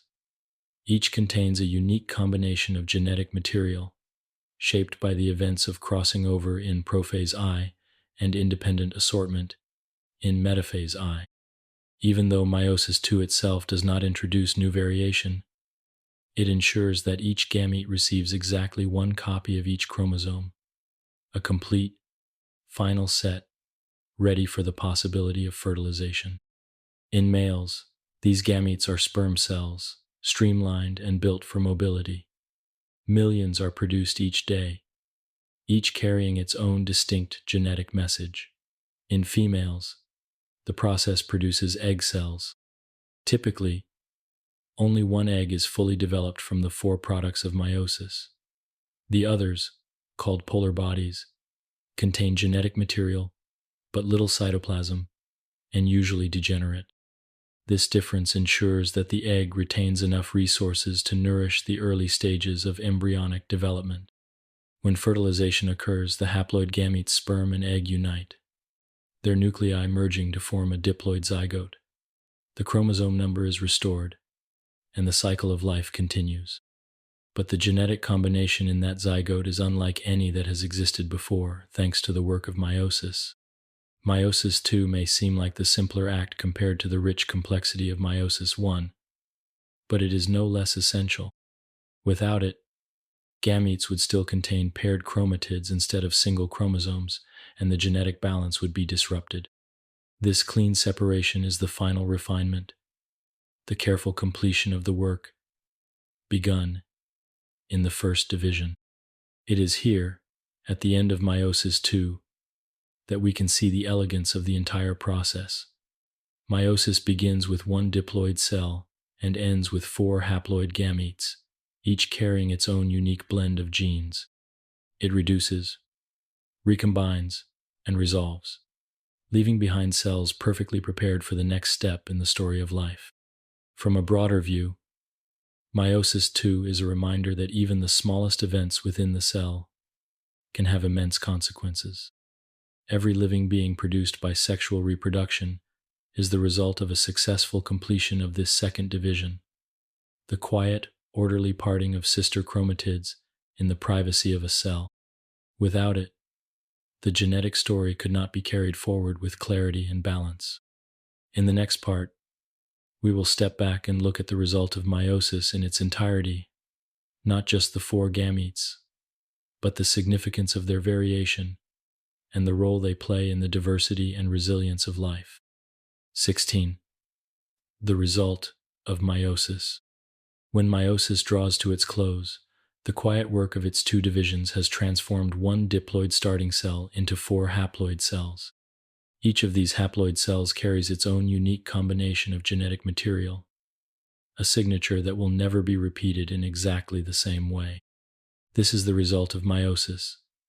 Cells prepared not for the daily maintenance of the body, but for the possibility of creating new life. The path to this result begins with reduction. In meiosis I, homologous chromosome pairs are separated, halving the chromosome number from diploid to haploid. This is essential for sexual reproduction, because when 2 haploid gametes meet during fertilization, their chromosome numbers will combine to restore the diploid state. Without this halving, the chromosome number would double with each generation, quickly becoming unsustainable. The second element of the result is variation. Meiosis does not produce identical copies of the original cell. Instead, it builds diversity into every gamete. This diversity arises from two main events: crossing over in prophase I and independent assortment in metaphase I. Crossing over allows maternal and paternal chromosomes to exchange segments, creating new combinations of alleles, the different forms of genes. Independent assortment means that each gamete receives a random mix of maternal and paternal chromosomes.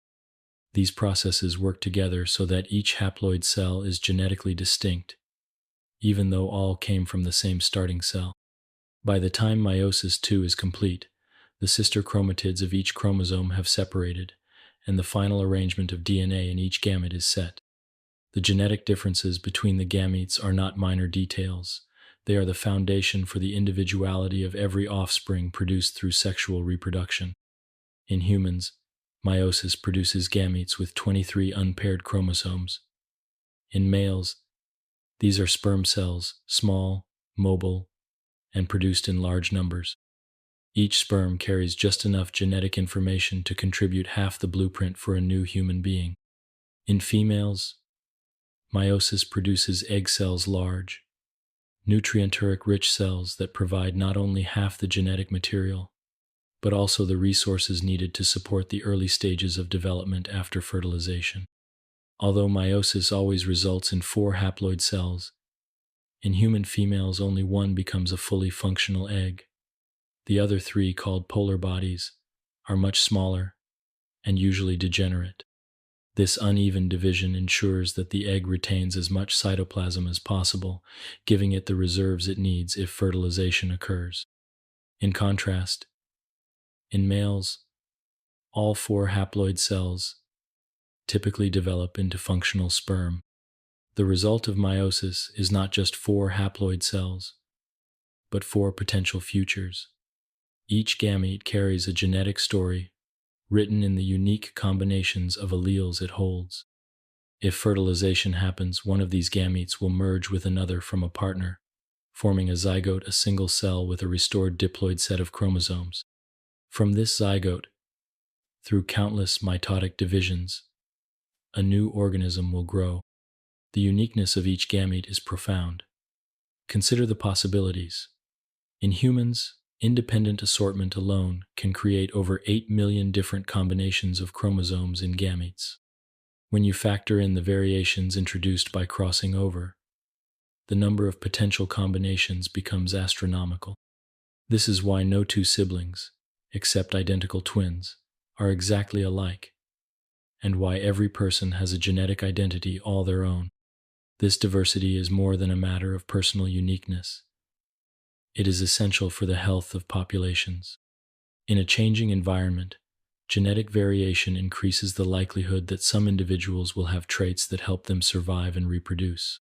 This is the basis of evolution by natural selection, a process that depends on the constant renewal of variation from one generation to the next. Meiosis also serves as a genetic safeguard. By having the chromosome number before fertilization, it maintains stability across generations. The diploid number for a species, whether 46 in humans, 78 in dogs, or 10 in certain ferns, remains constant, even though each individual within the species is genetically unique. This stability allows species to maintain their identity over time, while variation within that framework allows them to adapt. Looking at meiosis from a broader perspective, its result is both simple and profound. On the surface, it produces haploid cells, but in truth it produces the raw material for the continuation of life, not just any life, but life that is endlessly varied, capable of adapting, and always connected to the generations before and after. Meiosis is also a reminder of the deep continuity between all living things. Whether in the pollen of a flower, the eggs of a bird, or the sperm of a human, the result is the same: specialized cells carrying half the genetic information of the parent, ready to unite with another and begin something new. This is a shared strategy that has endured for hundreds of millions of years because it works preserving stability while generating novelty. When meiosis ends, the 4 haploid cells it produces may seem small and unassuming, yet each is a capsule of possibility. Each contains not only DNA, but a history of recombination events and assortments that trace back through countless ancestors. Each has the potential, if it meets the right partner, to spark the creation of a new life, with its own story to tell. The result of meiosis, then, is not just about numbers or genetic mechanics. It is about continuity and change woven together in the fabric of life. It is about the quiet yet powerful work of preparing for the future, ensuring that every new generation begins with both a connection to the past and a fresh start. In the next part, we will step back to compare meiosis with mitosis, exploring their similarities, their differences, and the way they work together to maintain life's balance between stability and variation. 17. Comparing mitosis and meiosis. At first glance, mitosis and meiosis may seem like close relatives. Both are forms of cell division, both follow an ordered sequence of stages, and both rely on the careful handling of DNA to ensure it is passed on correctly. But while they share a common ancestry, their purposes and results set them apart in profound ways. Understanding their similarities and differences reveals the balance that life maintains between stability and variation. Let us begin with their shared foundation. Both processes start with a parent cell that has completed interphase, during which the DNA has been copied in full. Both condense the duplicated DNA into chromosomes, align them, separate them, and distribute them into new cells.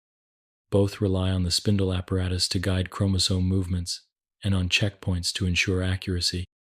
In this sense, meiosis can be thought of as an elaboration of mitosis, a modified form that includes additional steps to achieve a different outcome. The most important difference lies in their purpose. Mitosis is about preservation, creating two identical daughter cells so the body can grow, repair damage, and maintain itself. It keeps the genetic content unchanged from one cell generation to the next. Meiosis, on the other hand, is about preparation for reproduction, creating gametes with half the usual number of chromosomes, each genetically unique. It introduces variation, ensuring that offspring are not exact genetic copies of their parents. This difference in purpose leads to a difference in number of divisions. Mitosis is a single division, producing two diploid cells. Meiosis consists of two successive divisions, meiosis I and meiosis II, resulting in 4 haploid cells. In mitosis, the chromosome number is maintained. In meiosis, it is reduced by half in the first division. Another major difference is found in the pairing of homologous chromosomes. In mitosis, homologous chromosomes do not pair up. Each behaves independently. In meiosis, however, homologous chromosomes undergo synapsis, forming tetrads and exchanging genetic material in crossing over. This pairing and exchange do not happen in mitosis and are a key reason for the variation produced by meiosis. The stages themselves also show differences. In metaphase of mitosis, chromosomes line up singly at the equator. In metaphase I of meiosis, homologous pairs align side by side. In anaphase of mitosis, sister chromatids separate. In anaphase I of meiosis, homologous chromosomes separate, while sister chromatids stay together until meiosis II. The products of the two processes differ as well. Mitosis yields 2 cells identical to the parent and to each other, both diploid. Meiosis yields 4 cells, each haploid and genetically distinct. These products reflect their roles. Mitosis for cloning cells within an organism, meiosis for creating gametes to be combined with those from another individual. If we think in terms of genetic consequences, mitosis is conservative. It maintains the genetic status quo, which is essential for stability in multicellular organisms. Meiosis is inventive. Through crossing over and independent assortment, it generates countless combinations of genes, which feed into the diversity of a species. There is also a difference in where these processes take place. Mitosis happens throughout the body in somatic cells in the skin, muscles, organs, and more, wherever growth or repair is needed. Meiosis happens only in the reproductive organs, the testes in males, the ovaries in females, or their equivalents in plants and other organisms. Even their frequency differs. In many tissues, mitosis occurs constantly, replacing cells that are lost or damaged. Meiosis happens only as part of gamete production, following the reproductive rhythms of the organism. In males, it may occur daily in large numbers. In females, it occurs in a more cyclical and limited way. Despite these differences, mitosis and meiosis are partners in the grand design of life. Mitosis keeps the body functioning day by day, ensuring that every cell type retains its identity and function. Meiosis connects each individual to the larger flow of generations, ensuring that life is renewed with variation each time it is passed on. This partnership is essential. Without mitosis, multicellular life could not grow or heal.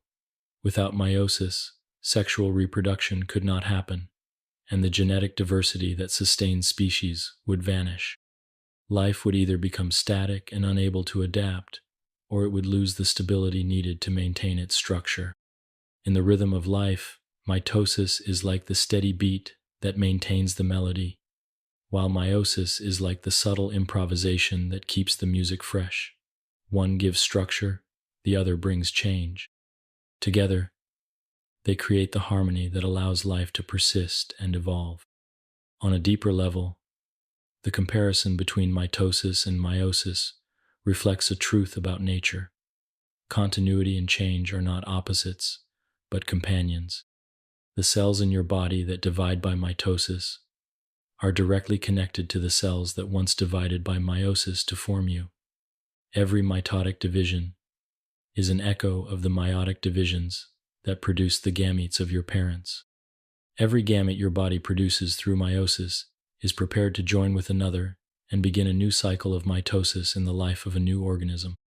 Thus, the story of mitosis and meiosis is not a tale of two separate processes, but a continuous loop. Mitosis sustains the present. Meiosis shapes the future. Each depends on the other, and together they weave the unbroken thread of life. In the next part, we will explore the balance between stability and change that these two processes embody and how that balance is the key to life's resilience, adaptability, and continuity through time. 18. The balance between stability and change. Life moves forward by holding two truths at once.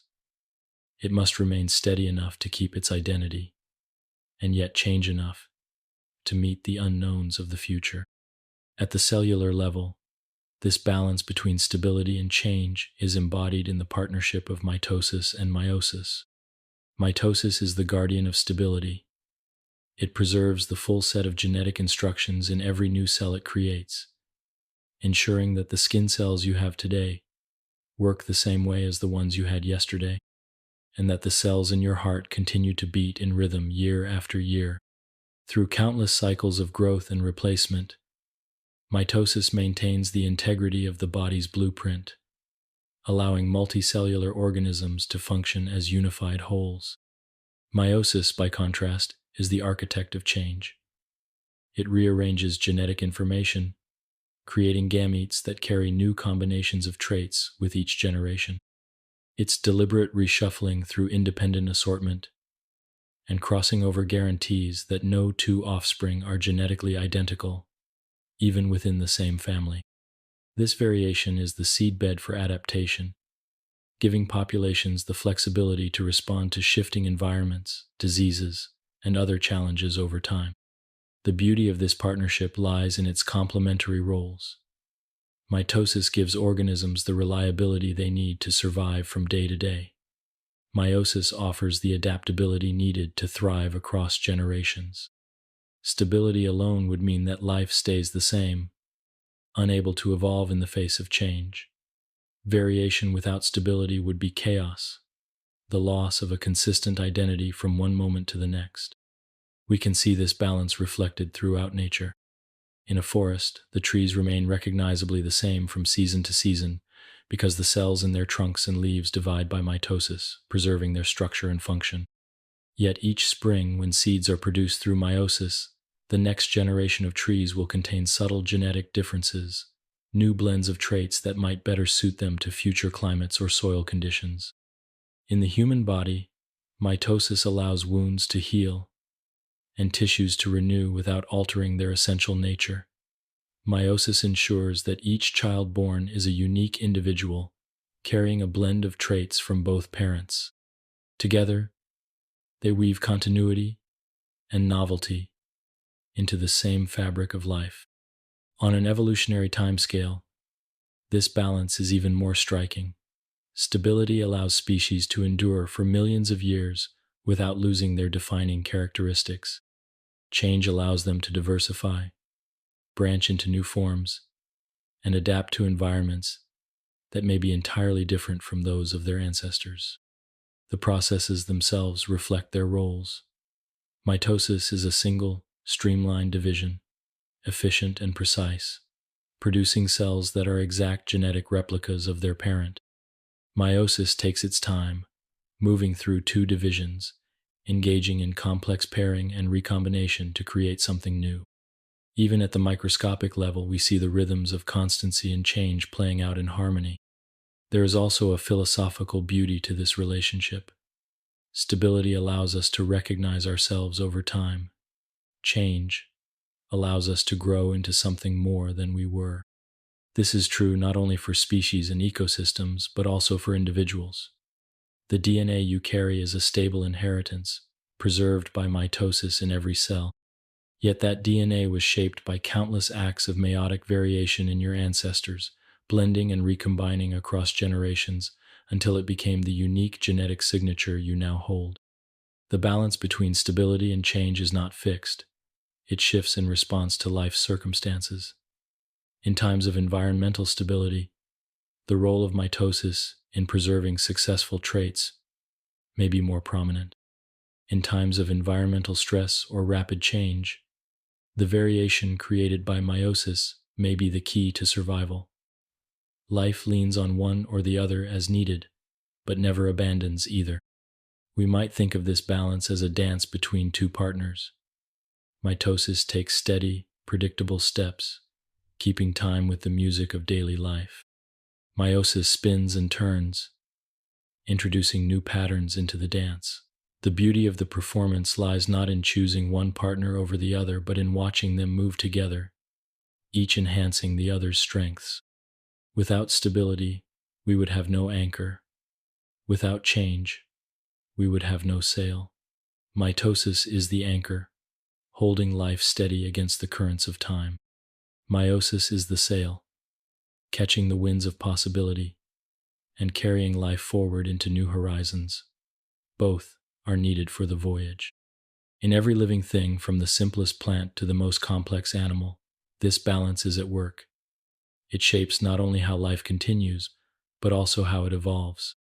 It ensures that the story of life is both a continuation of the past and a fresh creation with each new generation. In the next part, we will look at how errors in cell division can disrupt this balance, what happens when the processes that safeguard stability and variation go awry, and how life sometimes compensates for these rare but significant mistakes. 19. When cell division goes wrong. Cell division is one of the most precise and carefully orchestrated processes in biology. For countless generations, it has unfolded within living cells with remarkable accuracy, preserving life's blueprint while allowing for gentle variation. Yet, as in any intricate process, there are moments when things do not go as planned. When errors occur in mitosis or meiosis, the consequences can ripple outward, sometimes subtly, sometimes profoundly affecting the health of individual cells, entire organisms, and even future generations. In mitosis, the goal is perfect replication. Two identical cells, each with a complete copy of the genetic material. But occasionally, a chromosome may fail to attach correctly to the spindle fibers, or the spindle may not pull with equal force. If the checkpoint systems that monitor division miss this error, the result can be one cell with too many chromosomes and another with too few. This imbalance is known as aneuploidy.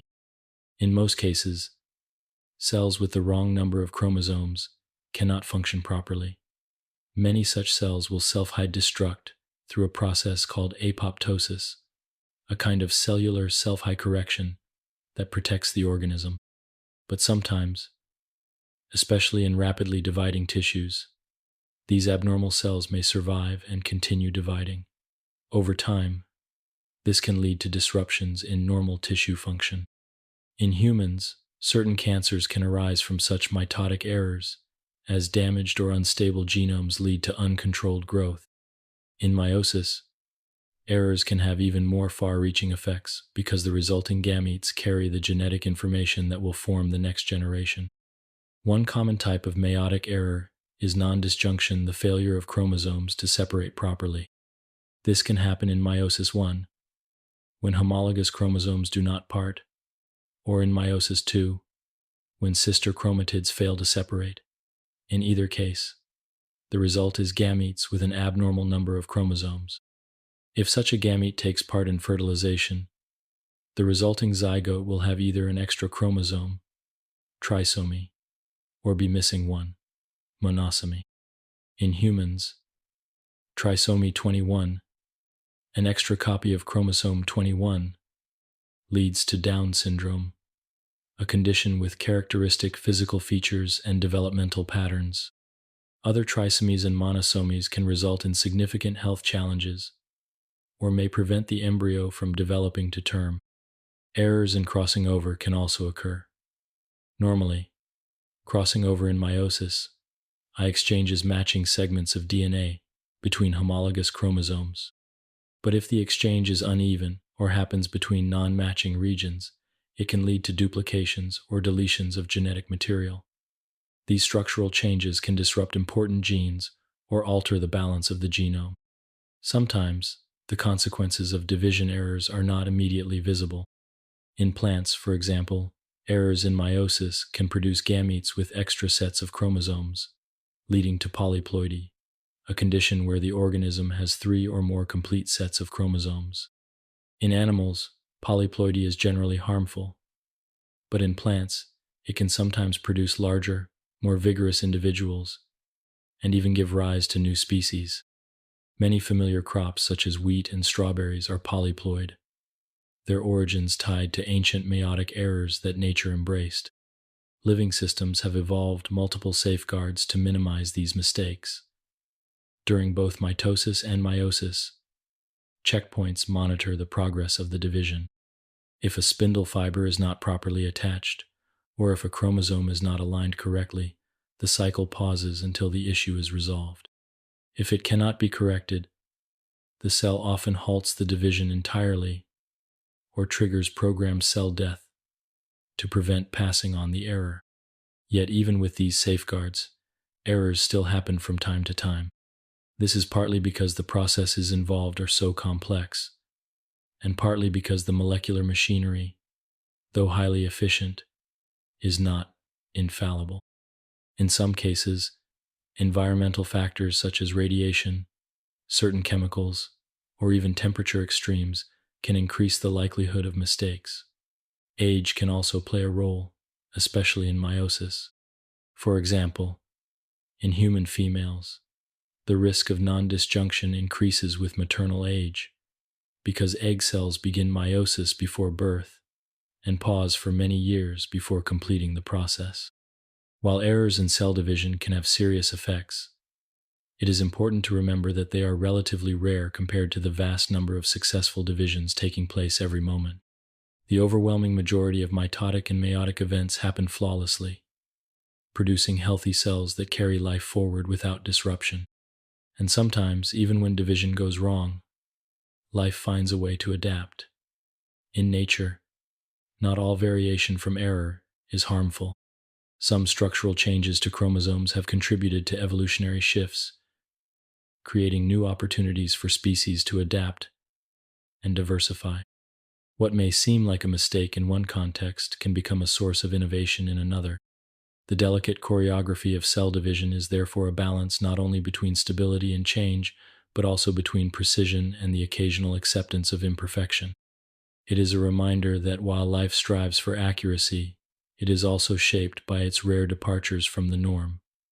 These departures can bring challenges, but they can also open new paths. In the next part, we will reflect on the story of cell division as a whole, how mitosis and meiosis, in their precision and their occasional missteps, form the quiet foundation for all the growth, renewal, and diversity of life on Earth. 20. The story of cell division. From the first stirrings of life on Earth to the cells quietly dividing in your body at this very moment, cell division has been the unbroken thread that ties all living things together. It is the quiet machinery behind every moment of growth, every act of renewal, every new generation that steps into the flow of life. Without it, life would have no means to sustain itself, no way to adapt, no path forward into the future. We have walked through the two great forms of this process, mitosis and meiosis, seeing how they mirror each other in some ways and diverge in others. Mitosis is the steady keeper of the present, producing identical cells so that the tissues of the body can grow, heal, and continue their work without interruption. Meiosis is the dreamer of the future, having the genome and reshuffling it so that every new being is unique, ready to carry life's story into the next chapter. Both processes begin with a single cell, its DNA faithfully copied during interphase. Both rely on the intricate dance of chromosomes condensing, aligning, separating, guided by the fine threads of the spindle apparatus. Both trust in checkpoints to guard against mistakes, and both end with new cells, ready to take their place in the great continuity of life. Yet in their purposes, they could not be more different. Mitosis ensures that the cells in your skin remain skin cells, your muscle cells remain muscle cells, that every part of you retains its identity and function. Meiosis ensures that no new life is ever a perfect repeat of what came before, blending the past in new ways, so that the future is rich with variation. Together they hold life steady while allowing it to change, like a river that flows endlessly, yet is never the same water twice. The story of cell division is also the story of balance. Stability without change would leave life brittle and unyielding, unable to adapt to new challenges. Change without stability would leave life without anchor, constantly shifting, with no way to preserve what works. Mitosis and meiosis balance these needs perfectly, each complementing the other, each doing what the other cannot. This balance is not abstract, it is visible in the living world around us. It is in the steady renewal of leaves on a tree each spring, made possible by mitosis, and in the unique genetic makeup of every seed the tree produces, shaped by meiosis. It is in the way your body heals a cut in the skin with identical new cells, and in the way every child is a singular blend of their parents' traits. Even in their rare mistakes, mitosis and meiosis remind us of life's complexity. Errors in mitosis can disrupt the orderly function of tissues. Errors in meiosis can alter the genetic balance in the next generation. Yet life continues, adapting, sometimes even using these changes as raw material for evolution. Imperfection, when it comes, is not only a challenge, but sometimes a source of possibility. When we look closely, the quiet miracle of cell division becomes a lesson in patience and precision. Each stage, prophase, metaphase, anaphase, telophase, is deliberate, each change unfolding in sequence. Nothing rushed, nothing skipped. Billions of times a day, in every living thing, this choreography repeats itself, with a success rate so high that we rarely notice it at all. And yet, we carry its results everywhere, Every cell in your body was shaped by mitosis, descended from the very first cell that formed when you began your life. Every genetic trait you carry, the color of your eyes, the shape of your hands, the sound of your voice, was woven into you by the work of meiosis in the generation before you. Cell division is not just a biological necessity. It is the engine of continuity, diversity, and renewal. It is the reason why life is not static, why it has the power to persist through time and to flourish in so many forms.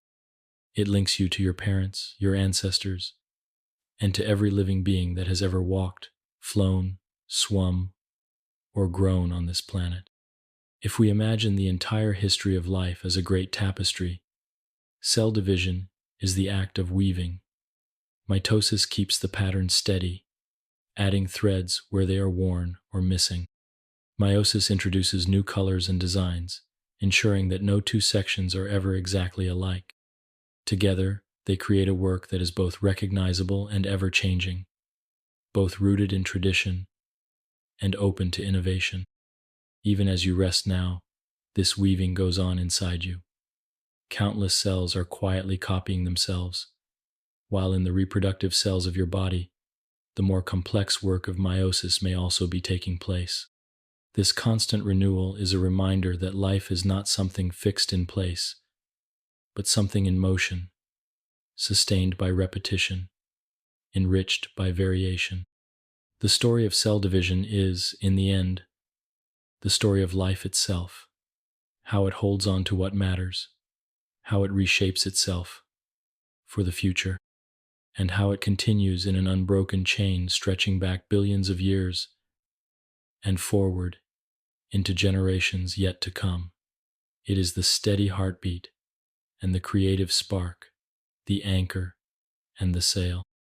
And so, in the quiet rhythm of your own breathing, you can hear the echo of that deeper rhythm, the ongoing work of countless cells, dividing and renewing, ensuring that life's story continues to unfold.